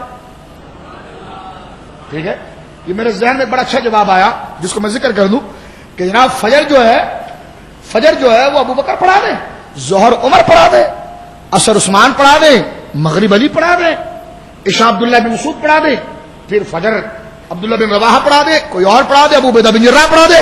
لیکن نہیں، 17 کے 17 نمازیں یہاں تک کہ مصطفیٰ کی حیات ظاہری کی آخری نماز تک حضور مصلی کو ہی دیکھتے تھے کہ میں ہوں تو میرے مصلی پر ابو بکر کے علاوہ کوئی نہیں آئے گا. تو میرے آقا تو حدیث میں آتا ہے کہ پردہ ہٹا کر دیکھتے تھے, ابو بکر کی رکوع کو دیکھتے تھے, سجدے کو دیکھتے تھے, اور میں کہتا ہوں یہ دیکھتے تھے کوئی اور نہ آئے. یہ آخری 3 دن میں نے دیا اس لیے ہے کہ غار میں تو تربیت کر دی تھی, اب وہ ساری تربیت کا امتحان میں اپنے سامنے لینا چاہتا ہوں تاکہ میرے جانے کے بعد کوئی یہ نہ کہے کہ ابو بکر کی تربیت نہ ہوئی. پہلے تو غار میں بلایا اور کاندھے پر بیٹھ کر تربیت کی ہے, اور پھر اپنے مصلی پر کھڑا کروا کر اس کا امتحان بھی لے لیا ہے. اور جب آخری نماز میرے آقا کی حیات کی ہے, حیات ظاہری کی فجر کی, سیدنا صدیق اکبر نماز پڑھا رہے ہیں, سرکار علیہ الصلوۃ والسلام کو صحابہ کرام نے, جس میں اہل بیت کے صحابہ تھے, کچھ نے اس بازو سے کچھ نے اس بازو سے, میرے آقا علیہ الصلوۃ والسلام کے بازو مبارک کو تھاما اور سرکار کو حجرہ مبارک سے لایا گیا, اور سرکار نے پہلے اشارہ کر دیا تھا کہ مصلی نہ چھوڑنا ابو بکر. سیدنا ابو بکر جو نماز پڑھا رہے تھے نا, تو سرکار بالکل ان کے قریب بیٹھ کر سرکار نے نماز پڑھی ہے. اللہ, سرکار بالکل ان کے قریب بیٹھ کر سرکار نے نماز پڑھی ہے. تو یہ کوئی میسج نہیں جا رہا. میں کہتا ہوں اگر یہ مصلی حضرت علی کو دیا ہوتا تو رافضی کیا کرتے؟ اگر یہ روایت ان کے پاس ہوتی, ایک تھوڑا اس طرح سوچ لیں تھوڑا سا آپ, کہ ہمارے پاس سب کچھ ہوتا, یہ روایت نہ ہوتی, اور یہ روایت ان کے پاس ہوتی اور ہماری کتابوں میں بھی ہوتی, یہ ہمیں جینے دیتے. لیکن ان کے پاس کچھ بھی نہیں ہے, ان کے پاس کچھ بھی نہیں ہے, اس لیے کہ مولا علی کی رضا بھی وہی ہے جو رب کی رضا ہے. حضرت علی نے 17 نمازیں حضرت ابو بکر کے پیچھے پڑھی نہیں پڑھی؟ بولو. اور کہتے ہیں یہ خلافت کے بعد نہیں پڑھی, اور میں نے کہا خلافت کے بعد کا کیا مسئلہ ہے, خلافت کے بعد بھی پڑھی. یا بتا دو کہ اپنی جماعت الگ کرائی ہو یا کوئی فتوا دیا ہو. کہا جاتا نہیں وہ تو تقیہ تھا. میں نے کہا ایسی بکواس کا میرے پاس کوئی جواب ہی نہیں ہے. ایسی گھٹیا باتیں ہم حضرت علی کے لیے سن بھی نہیں سکتے کہ آپ نے تقیہ کر کے یا کسی سے ڈر کر یہ بات کی ہو. نہ نہج البلاغہ میں تو خود موجود ہے. حضرت علی کے بارے میں کہا گیا ہے کہ سارا عرب ایک طرف ہو تو تنہا علی کا بازو سے پچھاڑ سکتا ہے. تو جس شیر خدا کی فضائل اتنے نقل کیے گئے ہیں, تو سیدنا صدیق اکبر رضی اللہ تعالیٰ معاذ اللہ اگر غاصب ہوتے تو ابو بکر حضرت, اور یہ ایمان کا مسئلہ تھا امامت کا, تو علی کم سے کم آنے والے لوگوں کے لیے ایمان کے لیے کوئی خطبہ تو کہتا ہے. لیکن نہیں, حضرت علی تو وہ ہے جو کہتے ہیں مجھے ابو بکر پر کوئی فضیلت پکڑے دے تو میں گردن سے پکڑ کر اسے 80 کوڑے لگاؤں. اس لیے کہ وہ 80 کوڑے کیوں؟ فرمایا مجھ پر تہمت لگا رہا ہے, مجھ پر تہمت لگا رہا ہے, میری برائی کر رہا ہے, مجھے گناہگار کہہ رہا ہے, میری نیت پر اعتراض کر رہا ہے. نہیں, جس کو مصطفیٰ نے مصلی دے دیا ہے, علی نے بھی اس کے قدموں میں اپنی گردن کو رکھ دیا ہے.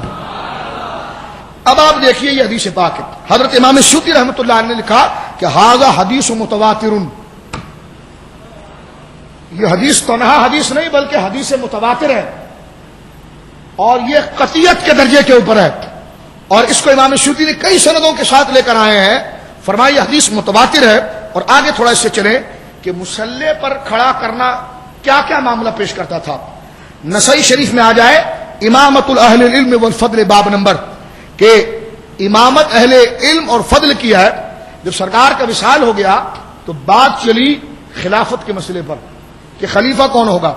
انصار کے لوگ آگے آئے, انہوں نے کہا جی ایک بندہ ہمارا, ایک بندہ مہاجرین کا, یعنی ایک مدینے کا ایک مکے کا, دونوں آ جائیں گے اور مشاورے سے خلافت چلے گی. حضرت عمر نے یہ سنا تو جلال آ گیا. حضرت عمر نے یہ سنا. دیکھیے میرے دوستو, جہاں پر حضرت علی کے بارے میں یہ ہے نا کہ انا مدینۃ العلم والی بابوہا, جہاں یہ ہے وہیں پر حضرت عمر کے لیے سرکار فرماتے ہیں کہ رات کو خواب میں مجھے دودھ کا پیالہ دیا گیا تھا, میں نے اس کو پیا پیا پیا, اتنا پیا کہ میری انگلیوں پر اس کی سفیدی آ گئی, اور میں نے اپنے منہ سے ہٹا کر پھر عمر کو پلا دیا. تو پوچھا گیا کہ حضور وہ کیا تھا؟ فرمایا علم. تو اگر انا مدینۃ العلم والی بابوہا مولا علی کے لیے ہے, فاروق اعظم کے لیے علم میں یہ بھی ہے. ٹھیک ہے, ایک بات میں اس وقت سوال جواب کی طرف نہیں آیا ہوں, ورنہ اس کی طرف ہم چلتے ہیں, لیکن ایک درمیانی بات پھر عرض کر دوں. حضرت عبداللہ بن مسعود فرماتے ہیں کہ دنیا کے سارے لوگوں کا علم ترازو کے ایک پلڑے میں رکھو اور عمر کا علم ایک طرف رکھ دو, تو تنہا عمر کا علم تمام کے علم پر حاوی ہو جائے گا. اب حضرت عمر خود اتنے بڑے عالم ہیں, لیکن ان کو یہ بات بری لگی کہ جب انصار یہ کہہ رہے ہیں کہ نبی کا خلیفہ ایک انصار میں سے بنے اور ایک مہاجرین میں سے بنے، حضرت عمر آگے بڑھے اور فرما مجھ سے بات کرو. تم نے کیسی بات کی؟ کہا ہم نے حضور کی زندگی دیکھی ہے، ہم نے اسلام کو اپنے سامنے اترتا ہوا دیکھا ہے، ہم نے دیکھا ہے کہ مکہ میں دین کیسے پھیلا ہے، ہمارے رتبے اور مقام کو جانتے نہیں جانتے؟ کہا حضور آپ مہاجرین ہیں، آپ کو کون نہیں جانتا؟ وہ انصار کوئی سیٹ کے چکر میں نہیں تھے ورنہ لڑ جاتے، سیٹ کا چکر نہیں تھا، امت کو سنبھالنا ہے. اب مشاورت ہو رہی ہے. ہمارا اور شیعوں کا اعتراض یہ ہے، ہمارے نزدیک یہ ہے کہ خلافت منسوس نہیں ہوتی ہے، خلافت جو ہے وہ منسوس من اللہ نہیں ہوتی ہے، وہ مشاورت کے ذریعے طے پاتی ہے. شیعوں کے نزدیک خلافت منسوس من اللہ ہے. تو میں نے کہا حضرت علی کی خلافت پر ایک واضح حدیث قرآن کی آیت پیش کروں جس میں قرآن میں باقاعدہ عبارت النص سے لکھا ہوا ہو کہ حضرت علی رضی اللہ تعالیٰ عنہ جو ہے وہ رسول اللہ کے بعد پہلے خلیفہ ہوں گے. نہیں، تمہیں ملا بھی تو من کن تو مولا والی مولا. میں نے کہا واہ ذاکرہ، تیری کالی پگڑی تو ایسی تھی کہ میں نے سمجھا کہ اس میں سب کو تو جمع کر کے لے جائے گا. دعویٰ تیرا ہے قطعیت کا، قطعی ثبوت اور قطعی دلالت کا، اور دلیل تیرے پاس ہے من کن تو مولا ولی مولا. میں نے کہا اس حدیث کا اعتراض نہیں ہے، ہمیں اختلاف نہیں ہے، ہمارا یہ ایمان ہے، لیکن اس حدیث سے قطعیت ثابت نہیں ہوتی ہے، اس سے صرف محض فضیلت ثابت ہو سکتی ہے. ٹھیک ہے، اگر یہ روایت آ بھی جائے تو متواتر نہیں، خبر واحد میں بھی ہے تو راوی ضعیف ہے، اور اگر خبر واحد بھی ہو جائے تو وہ نص کا درجہ نہیں رکھتی ہے. نص کا درجہ بولیے جس کے مقابلے میں حضرت ابوبکر کے لیے جو نصوص موجود ہیں، جو نصوص صریحہ ظاہرہ باہرہ موجود ہے، جس کو حضرت علی نے خود قبول کیا ہے. میں صرف یہ عرض کرنا چاہتا ہوں کہ من کن تو مولا، یہ حضرت مولا علی کی بہت بڑی فضیلت ہے، لیکن جس کی جو فضیلت ہے وہ اس اعتبار کے ساتھ ہے. حضرت فاروق اعظم رضی اللہ تعالیٰ عنہ فرماتے ہیں سامنے آ کر کہ تم نے یہ کہا کہ ایک خلیفہ انصار میں سے ہوگا اور ایک خلیفہ مہاجرین میں سے ہوگا، دونوں مل کر حکومت چلائیں گے. فرمایا فاتح عمر، حضرت عمر آئے اور ان کو سمجھایا اور وہ مان گئے. فقال یا معاشر الانصار، اے انصاریوں کی جماعت، الستم تعلمون، تمہیں نہیں پتا، تم یہ کیسی باتیں کر رہے ہو؟ الستم تعلمون، تمہیں علم نہیں اس بات کا کہ ان رسول اللہ قد امر ابا بکر یا ام الناس، کہ تمہیں اس بات کا پتہ نہیں ہے کہ حضرت ابو بکر کو حضور نے لوگوں کا امام بنایا تھا. فأيكم تطيب نفسه، تو تم میں کون ہے جو اتنا پاکیزہ طبیعت رکھتا ہو؟ ان يتقدم ابا بکر، جو ابو بکر سے آگے نکل جائے. جب یہ کہنا تھا فقالت الانصار نعوذ باللہ ان نتقدم ابا بکر، ہم اللہ کی پناہ چاہتے ہیں، معافی چاہتے ہیں کہ ہم ابو بکر سے آگے بڑھے. عمر تم نے جو کہا ٹھیک ہے، یہ کہنا تھا کہ حضرت ابو بکر بیٹھے ہوئے تھے، حضرت عمر نے سب سے پہلے اپنا ہاتھ حضرت ابو بکر کے ہاتھ میں دیا، فرمایا میں آپ کے ہاتھ پہ سب سے پہلے بیعت کرتا ہوں. یہ بیعت کرنا تھا کہ پیچھے تانتا بن گیا. اور پھر انصار ساروں نے اور مہاجرین ساروں نے، اے عمر اللہ آپ کے درجے بلند فرمائے کہ آپ نے بکھری ہوئی امت کو سنبھال لیا. حضرت ابوبکر اپنے منہ سے تو نہیں کہتے کہ یہ ایسا ہے، لیکن اس راز کو جان گئے تھے. حضرت عمر جو دلائل کو دیکھتے تھے آگے بڑھے. جب انصار مان گئے اور انصار نے توبہ کی، انہوں نے کہا نعوذ باللہ ان نتقدم ابا بکر، ہم توبہ کرتے ہیں اس بات سے کہ ہم ابو بکر سے آگے مقدم ہو جائے. جیسے ہی دیکھا کہ یہ واقعی میں سچے دل کے تھے، توبہ کر گئے. حضرت ابو بکر نے حضرت عمر نے موقع جانے نہ دیا کہ شیطان کوئی خلیشے لائے. آگے بڑھ کر فوراً حضرت ابو بکر کے ہاتھ کو پکڑا، فرمایا یہ خطاب کا بیٹا سب سے پہلے، کیونکہ لوگوں کی نظر حضرت عمر کی طرف تھی نا، فرمایا کہ نہ یہ خطاب کا بیٹا خود اپنے ہاتھ اور اپنی گردن کو آپ کے سامنے جھکاتا ہے. یہ کہنا تھا کہ پھر لوگ بڑھ بڑھ کر حضرت سیدنا صدیق اکبر رضی اللہ تعالیٰ عنہ کے دستے پاک پر مرید و مراد کو پہنچ گئے. اب میں آپ کی خدمت میں ایک اور حدیث پاک پیش کرنا چاہ رہا ہوں. یہاں پر حضرت امام اشعری کا فتویٰ بھی یہی تھا کہ حضور نے فرمایا کہ جب کوئی امام بنے تو بہت بڑا قاری ہو، اور پھر قاری کئی ہوں تو پھر بہت بڑا عالم ہو، عالم کئی ہوں تو پھر عمر میں بڑا ہو، عمر والے بڑے کئی ہوں تو جو سب سے پہلے ایمان لایا ہو. تو یہ امامت کے درجے ہیں اور یہ ہر طریقے سے سیدنا صدیق اکبر رضی اللہ تعالیٰ عنہ پر پورے آتے ہیں. آگے چلیے میں تھوڑا سی صدیق اکبر رضی اللہ تعالیٰ عنہ وارضاہ عنہ کہ علم کی شان، کیونکہ قرآن نے کہا ہے ان اکرمکم عند اللہ اتقاکم، اور وہ سیجنب الاتقا، آپ کو اتقا کہا گیا. اور تقوی کی روح، جہاں افضلیت کی روح تقوی ہے، وہیں تقوی کی روح علم ہے. تقوی کی روح کیا ہے بولیے؟ علم ہے. تو جس طرح ابو بکر رضی اللہ تعالیٰ عنہ تقوی میں سب سے بڑے ہیں تو علم میں بھی سب سے بڑے ہیں. اور ان کے علم کی دلیل کیا ہے میں آپ کے سامنے بھی رکھ رہا ہوں, توجہ سنیے. سرکار کا وصال پاک جب ہوا نا تو صحابہ میں یہ چیمے گوئیاں ہوئی کہ سرکار کا مزار کہاں بنے گا, سرکار کا بولیے مزار کہاں بنے گا, حضور علیہ الصلوۃ والسلام کی لحد مبارک کون سی ہوگی. اکثر صحابہ اس طرف آئے کہ بقی میں حضور علیہ الصلوۃ والسلام کا لحد مبارک ہوگا, مزار بنے گی. یہ وہ بحث کر رہے تھے کہ حضرت ابوبکر آئے. حضرت ابوبکر نے کہا میں نے خود حضور سے سنا ہے. اب دیکھیں امت کا اجماع کس پر ہو رہا ہے. فرمایا میں نے خود حضور سے سنا ہے کہ نبی جس جگہ انتقال کرتا ہے اسی جگہ پر اس کی قبر بنتی ہے. تو حجرہ عائشہ میں حضور علیہ الصلوۃ والسلام نے سفر رفیق اعلیٰ فرمایا تو اسی حجرے میں آپ کا مزار بنے گا. ایک صحابی نے بھی اعتراض نہیں کیا. اور یہ پہلی خبر واحد ہے جو اتنی زبردست انداز میں حجت بنی ہے. اب آپ دیکھیں ایک بندے کی خبر ہے اور وہ بندہ کون ہے جو سب کا ترجمان ہے, حضرت ابو بکر صدیق رضی اللہ تعالی عنہ وارضاہ عنہ. یہاں پر علماء نے, اگر اس حدیث کے تحت وقت میرے پاس نہیں ہے ورنہ اگر میں محدثین کا اقوال چن چن کے لاتا آپ حیران ہو جاتے. یہاں تو محدثین نے کہا اس سے بڑی تو کوئی دلیل ہی نہیں ہے. یہی تو آپ کے اکمل ہونے کی دلیل ہے کہ آپ نے ایک حدیث پڑھی ہے جس پر سب لوگ جمع ہو گئے. اس لیے کہ اگر کسی کے علم میں یہ حدیث ہوتی تو کوئی بقی کی بجائے کوئی ذکر تو کرتا. تو یہ روایت کسی کے ذہن میں نہیں تھی, صرف ابو بکر کے ذہن میں تھی. اور اگر یہ روایت نہ ہوتی تو کوئی صحابی اختلاف کرتا. لیکن جب آپ نے یہ کہا کہ نبی جس جگہ پر انتقال کرتا ہے وہی جگہ اس کا مزار بنتی ہے, کسی ایک صحابی نے بھی چوچرا نہ کیا, نہ کسی کے علم میں تھا, علم میں بھی نہیں تھا اور بتانے کے بعد انکار بھی نہیں کیا, جم گئے. یہی تو آپ کی خلافت عالمیت کی سب سے بڑی دلیل ہے. یہی تو آپ کی افضلیت کی سب سے بڑی دلیل ہے کہ آپ کے عالم ہونے کی سب سے بین دلیل ہے کہ یہ روایت کسی کو نہیں پتا تھی اور جب آپ نے بتا دیا تو اتفاق فوراً وہاں پر ہو گیا. اور یہاں پر امام سیوطی اپنی کتاب تاریخ الخلفاء جو اس وقت میرے سامنے موجود ہے فرماتے وکان مع ذلک اعلمهم بالسنہ, اس سے ثابت ہوا کہ آپ سنت کے سب سے بڑے عالم ہیں, حضور کے احادیث کے سب سے بڑے. بولیے. امام قرطبی رحمۃ اللہ علیہ نے جہاں پر فضائل ہے حضرت ابوبکر صدیق کے, وہاں پر قرآن آیت کے تحت احکام القرآن جو آپ کی تفسیر قرطبی اس میں لکھا ہے قال عالم الاکبر, فرمایا اس لیے کہ یہ حدیث کسی ایک نے نہیں بلکہ عالم اکبر نے بیان کی تھی, سب سے بڑے عالم نے بیان کی تھی. لہذا اس وجہ سے اس روایت پر اشکال نہیں ہوا اور امت کا اتفاق ہو گیا.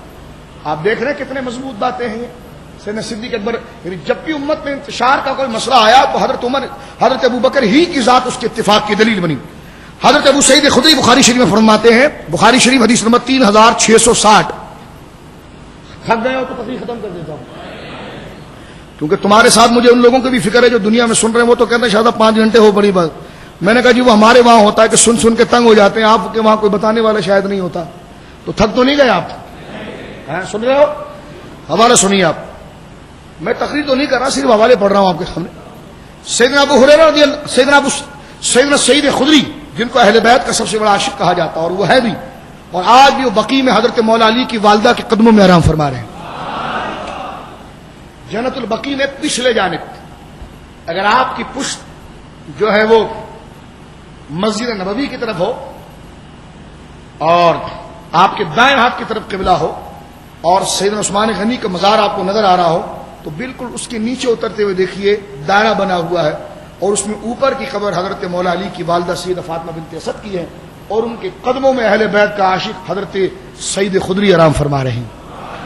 اب دیکھیں ہیں اہل بیت کے عاشق, روایت دیکھیے اہل بیت کا نظریہ کیا ہے. فرماتے وکان ابو بکر اعلمنا, حضرت ابو بکر ہم میں سب سے بڑے عالم ہیں, حضرت ابو بکر ہم میں سب سے بڑے عالم ہیں. اب آئیے روایت, وہ روایت جس کو سن کر آپ باغ باغ ہو جائیں گے اہل بیت کی سند کے ساتھ.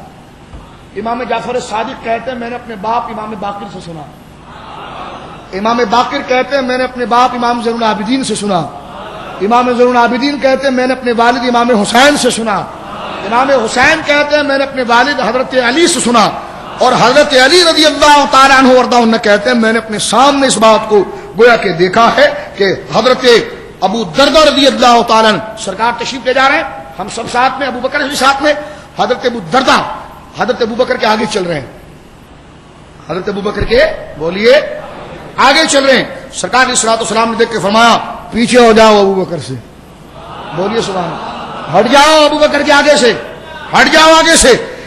اور سنو یہ وہ ہے کہ انبیاء کے بعد سب سے بہترین شخص ہے، بعد انبیاء اس سے افضل کوئی ایسا شخص نہیں جس پر کبھی سورج طلوع ہوا ہو۔ سرکار نے حضرت ابو درداء کو کہا پیچھے ہٹ جاؤ، اور یہ سند کو الصواعق المحرقہ اور ریاض الندرہ کے اندر اہل بیت کی سند کے ساتھ لیا گیا ہے، اور حضرت امام جعفر صادق، اور حضرت امام جعفر صادق تو بیٹے ہیں حضرت ابو بکر کے۔ بولیے، شیعہ تو نہیں بول سکتا، آپ سنی ہے، بولے نا سبحان اللہ۔ ہم یوم منائیں گے انشاءاللہ امام جعفر صادق کا رضی اللہ تعالیٰ، اس پر میں ذکر کروں گا، لیکن یہاں پر میں سردست ایک بات بتاتا ہوں، وہ یہ ہے حضرت ابو بکر کے دو بیٹے مشہور ہیں۔ کتنے جی؟ محمد، عبد الرحمان۔ محمد، اور یہ محمد وہی ہیں جب سرکار حجۃ الوداع میں جا رہے تھے تو احرام باندھ کر ان کی اہلیہ بھی چلی، میں نے سیرت کے درس میں پیش کیا ہے، اور سرکار کا حج تھا، اب خدا کے گھر جائے اور محبوب خدا کے ساتھ جائے، کون نہ جائے پھر؟ ہاں، سرکار نے فرمایا چلو۔ روایت میں آتا ہے کہ ہفتے کے دن حضور علیہ الصلوۃ والسلام نے احرام باندھا، ظہر کی نماز مسجد نبوی میں پڑھی، سرکار روانہ ہوئے تو حضرت ابو بکر کی اہلیہ درد ذہ میں تھی، یعنی بچے کی ولادت کا بالکل وقت قریب تھا۔ انہوں نے کہا میں بھی احرام کی نیت باندھوں گی، مر جاؤں گی نا رستے میں، لیکن میرا بھی نام تو خوش نصیبوں میں ہوگا کہ قافلہ مصطفیٰ میں نبی تھی۔ تو یہ ان مستورات کا ایمان ہے۔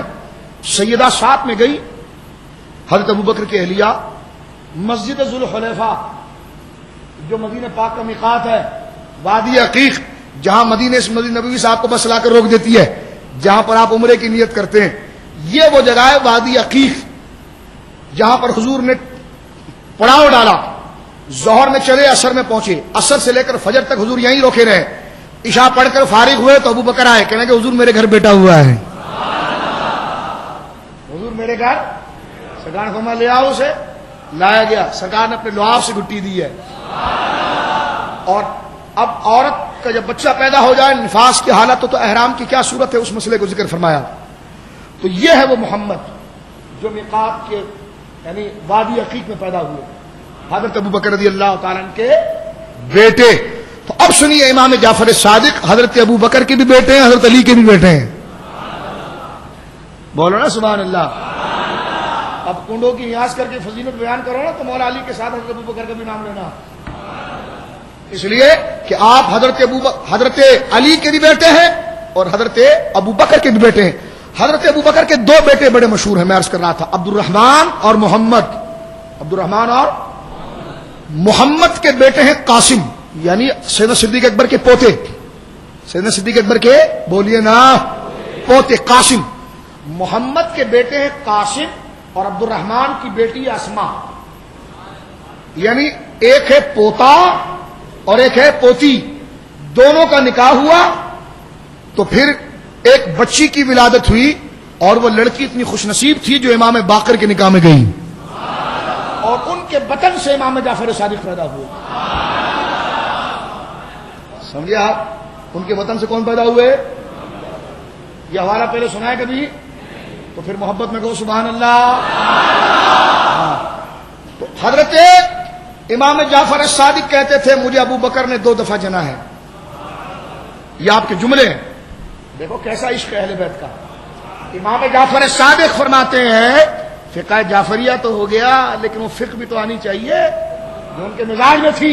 فرماتے ہیں مجھے ابو بکر نے 2 دفعہ پیدا کیا ہے، جنا ہے۔ پوچھا کیسے؟ کہا میری ماں بھی ابو بکر کی بیٹی اور میری نانی بھی ابو بکر کی بیٹی، کیونکہ حضرت اسما ہے نا نانی ہے، اور وہ عبد الرحمان کی بیٹی ہے، اور نانا ابو القاسم ہے، ابو القاسم ہے۔ یہ تو جب یوم ہوگا تو میں پھر بتاؤں گا کہ نانا بھی پھر کیسا نانا ہے یہ۔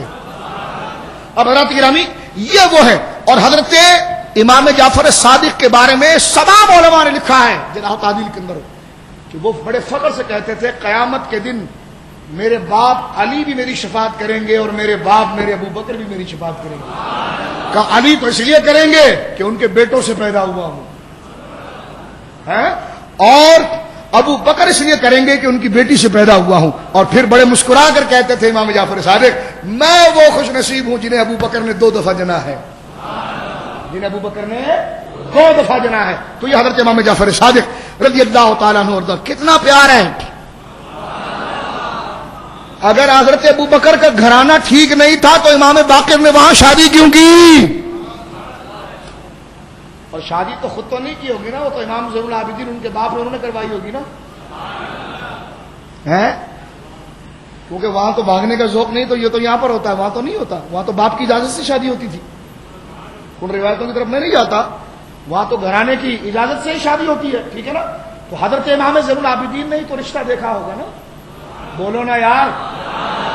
لڑکی دیکھنے گئے ہوں گے تو یہی گئے ہوں گے نا اپنی بیوی کو لے کر، اور پھر تو پتا بھی چلا ہوگا کہ بھائی کس کی بیٹی ہے، کس کی بیٹی ہے.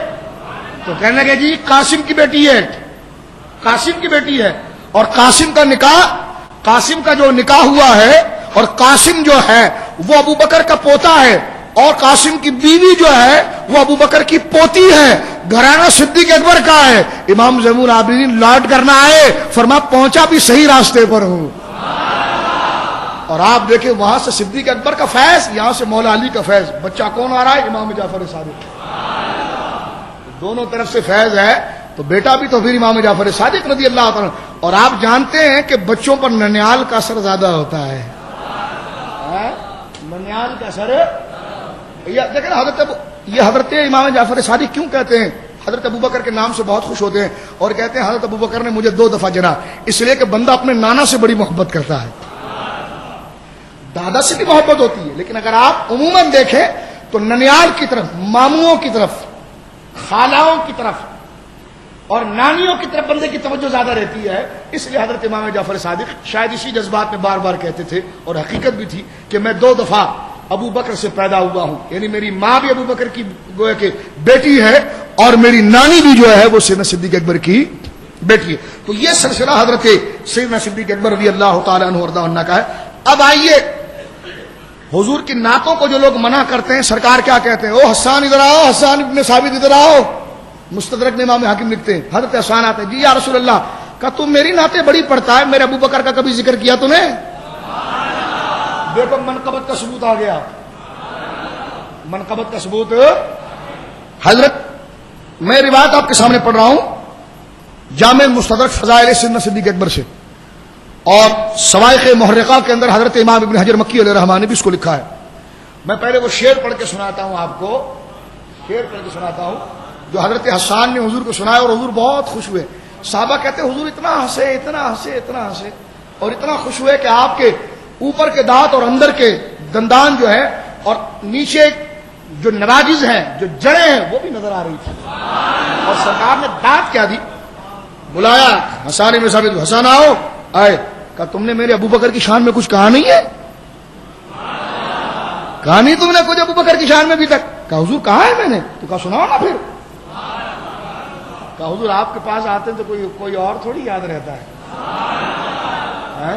کوئی اور تھوڑی یاد رہتا ہے. فرمایا آج ہم کہہ رہے ہیں سناؤ، سناؤ.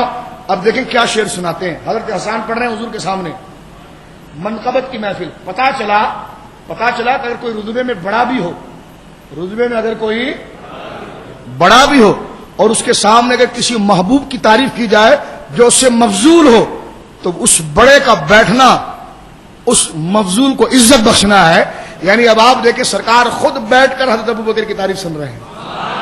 سناؤ سناؤ سناؤ مجھے، سناؤ، شان بتاؤ مجھے، عظمت بتاؤ مجھے، اور مجھے بتاؤ میرے ابوبکر کا کیا مقام ہے. حضرت حسان شعر پڑھتے ہیں، وَثَانِي الْاثْنَيْنِ فِي الْغَارِ الْمُنِيفِ قَدْ طَافَ الْعَدُوُّ بِهِ إِذْ سَعِدَ جَبَلًا وَكَانَ حِبَّ رَسُولِ اللَّهِ قَدْ عَلِمُوا مِنَ الْبَرِيَّةِ لَمْ يَعْدِلْ بِهِ رَجُلًا.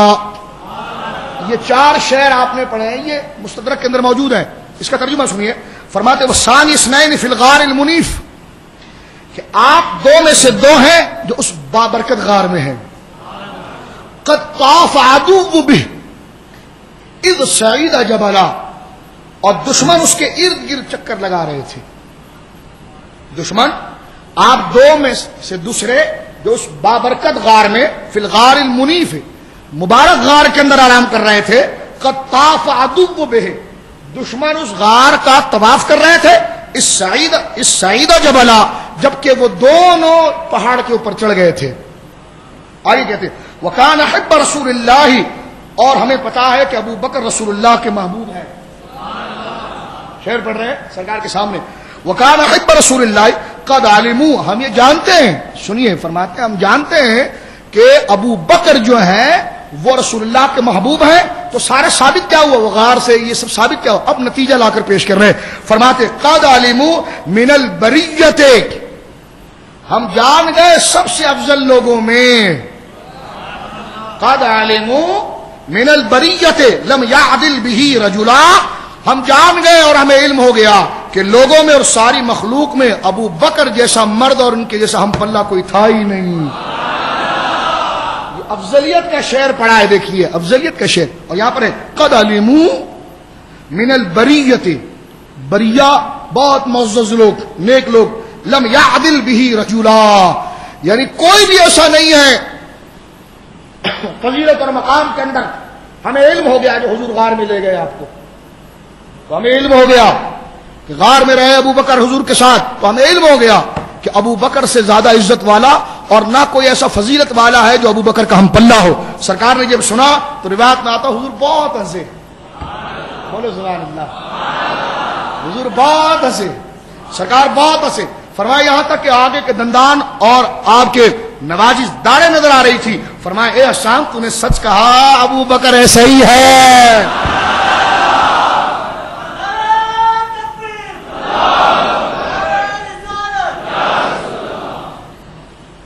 چلیں وقت بہت ہو گیا، میں نے تو اس وقت 25 صدی سے لے آیا ہوں اور ابھی میں نے کوئی 4-5 پڑھی، بس 1-2 پڑھتا ہوں پھر تقریر ختم کرتے ہیں کیونکہ کل آپ کی ڈیوٹی بھی ہوگی، پھر کبھی زندگی رہی تو انشاءاللہ بات کریں گے.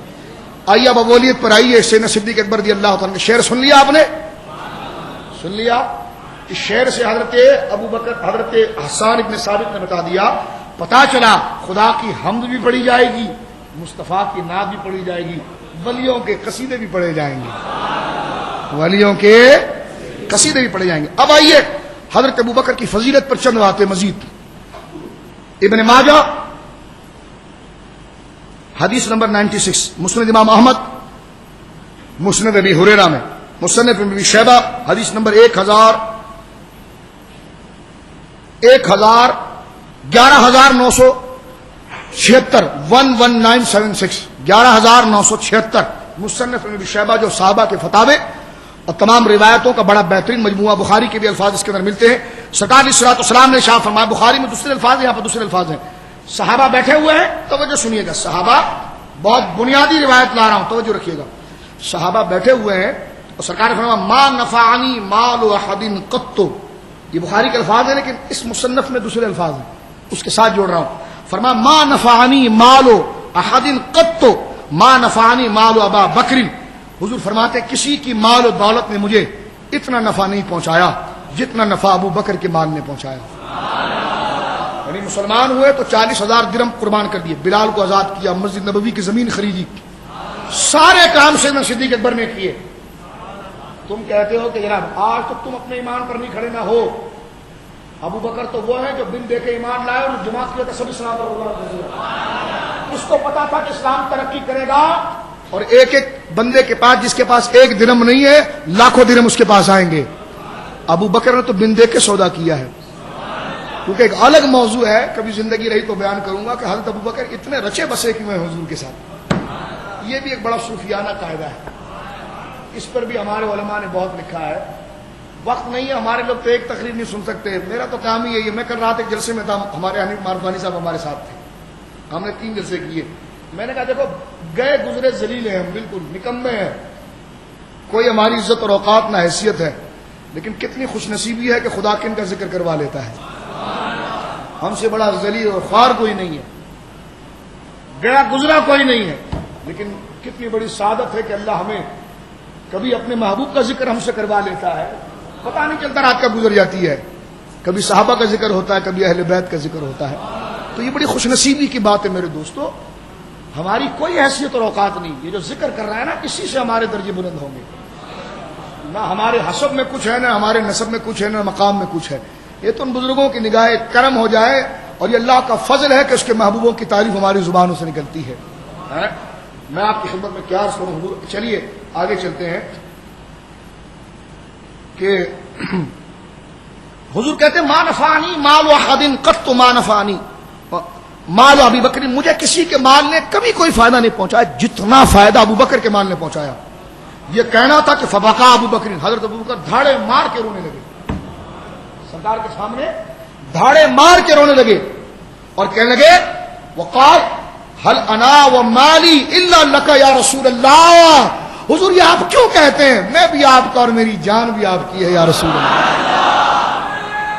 سبحان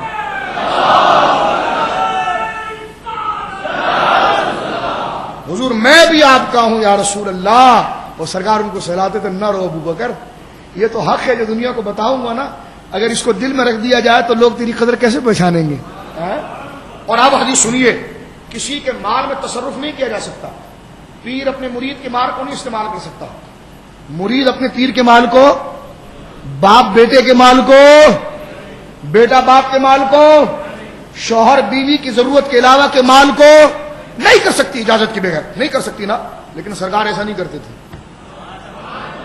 روایت میں آتا ہے مصنف عبد الرزاق، حدیث کی بڑی مستند کتاب ہے، اور مرقات شرح مشکات کے اندر فضائل علم کے اندر یہ لکھتے ہیں اللہ علیہ قاری، فرما کان رسول اللہ یغزی فی مال ابی بکر کما یغزی مال فی نفسی. حضور حضرت ابو بکر کے جیب سے مال ایسا نکال دیتے تھے کہ اسے اپنے جیب سے نکال دیتے. یعنی حضور نے ابو بکر سے کبھی اجازت ہی نہیں لی، ان کے مال میں ایسے ہی تصرف کیا جیسے اپنے مال میں کیا. یہ وہ قرابت ہے. حضور دوسرے کو حق بتاتے، لیکن یہاں پر قرب اور فنائیت ایسی ہے کہ حضرت ابو بکر رضی اللہ تعالیٰ عنہ وارضاہ عنہ کے مال میں حضور ایسے تصرف فرماتے ہیں جیسے خود کے مال میں کرتے ہیں. اس سے آپ وہ دیکھیے کہ سرکار علیہ الصلوۃ والسلام کے کت قدر قرب ہے حضرت سیدنا صدیق اکبر رضی اللہ تعالیٰ. اور آخری سنو پیروں کی، سنو پیروں کی، بولو سبحان اللہ.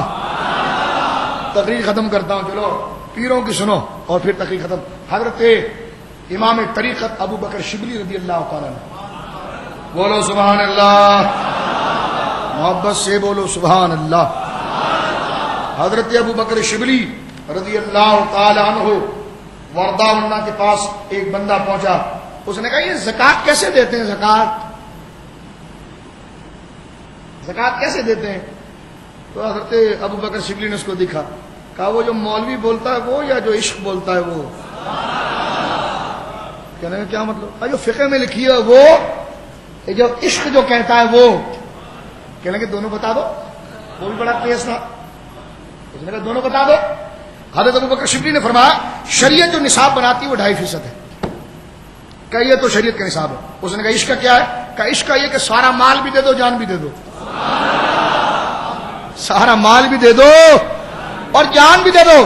وہ ہنس کے کہنے لگا اس کی کوئی مثال ہے؟ کہ ابو بکر ہے نا.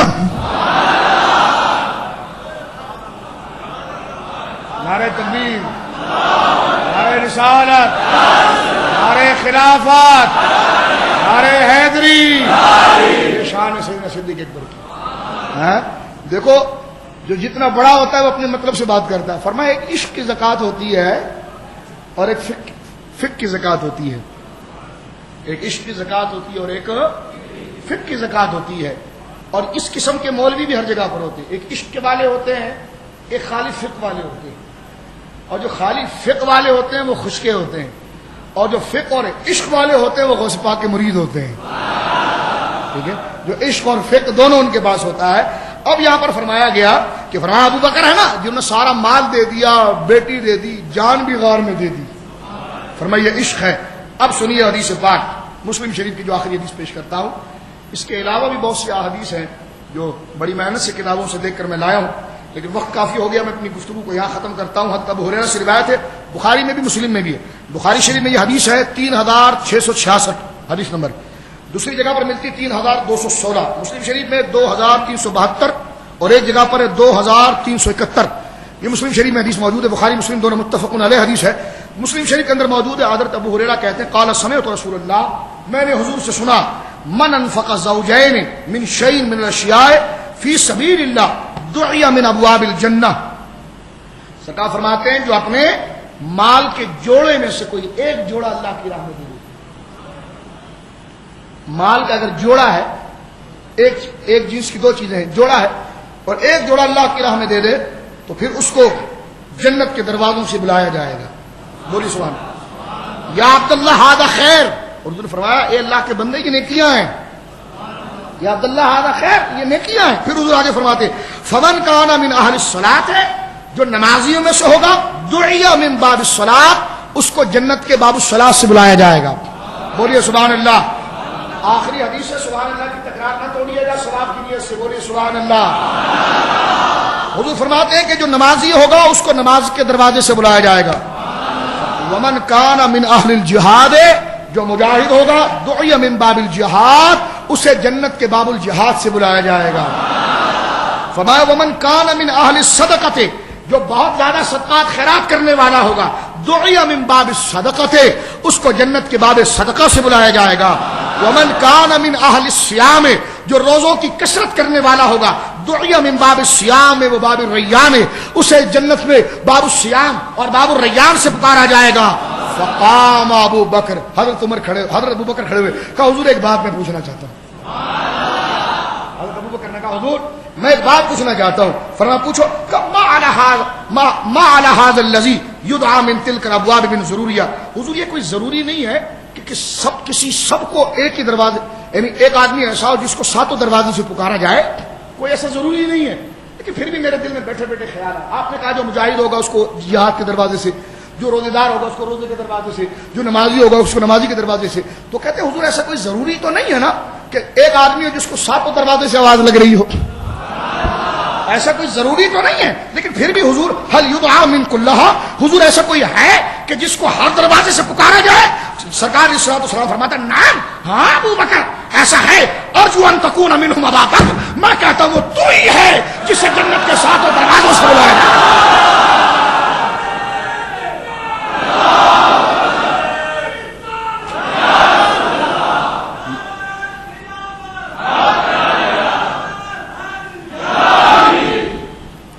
یہ مقام ہے حضرت سیدنا صدیق اکبر کا۔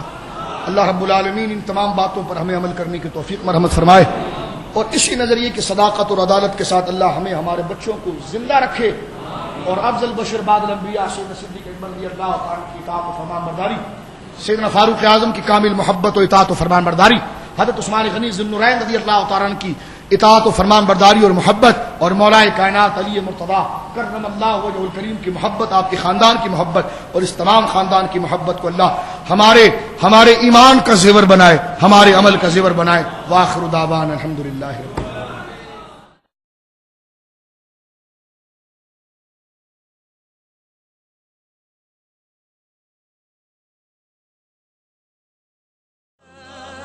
صل على سيدنا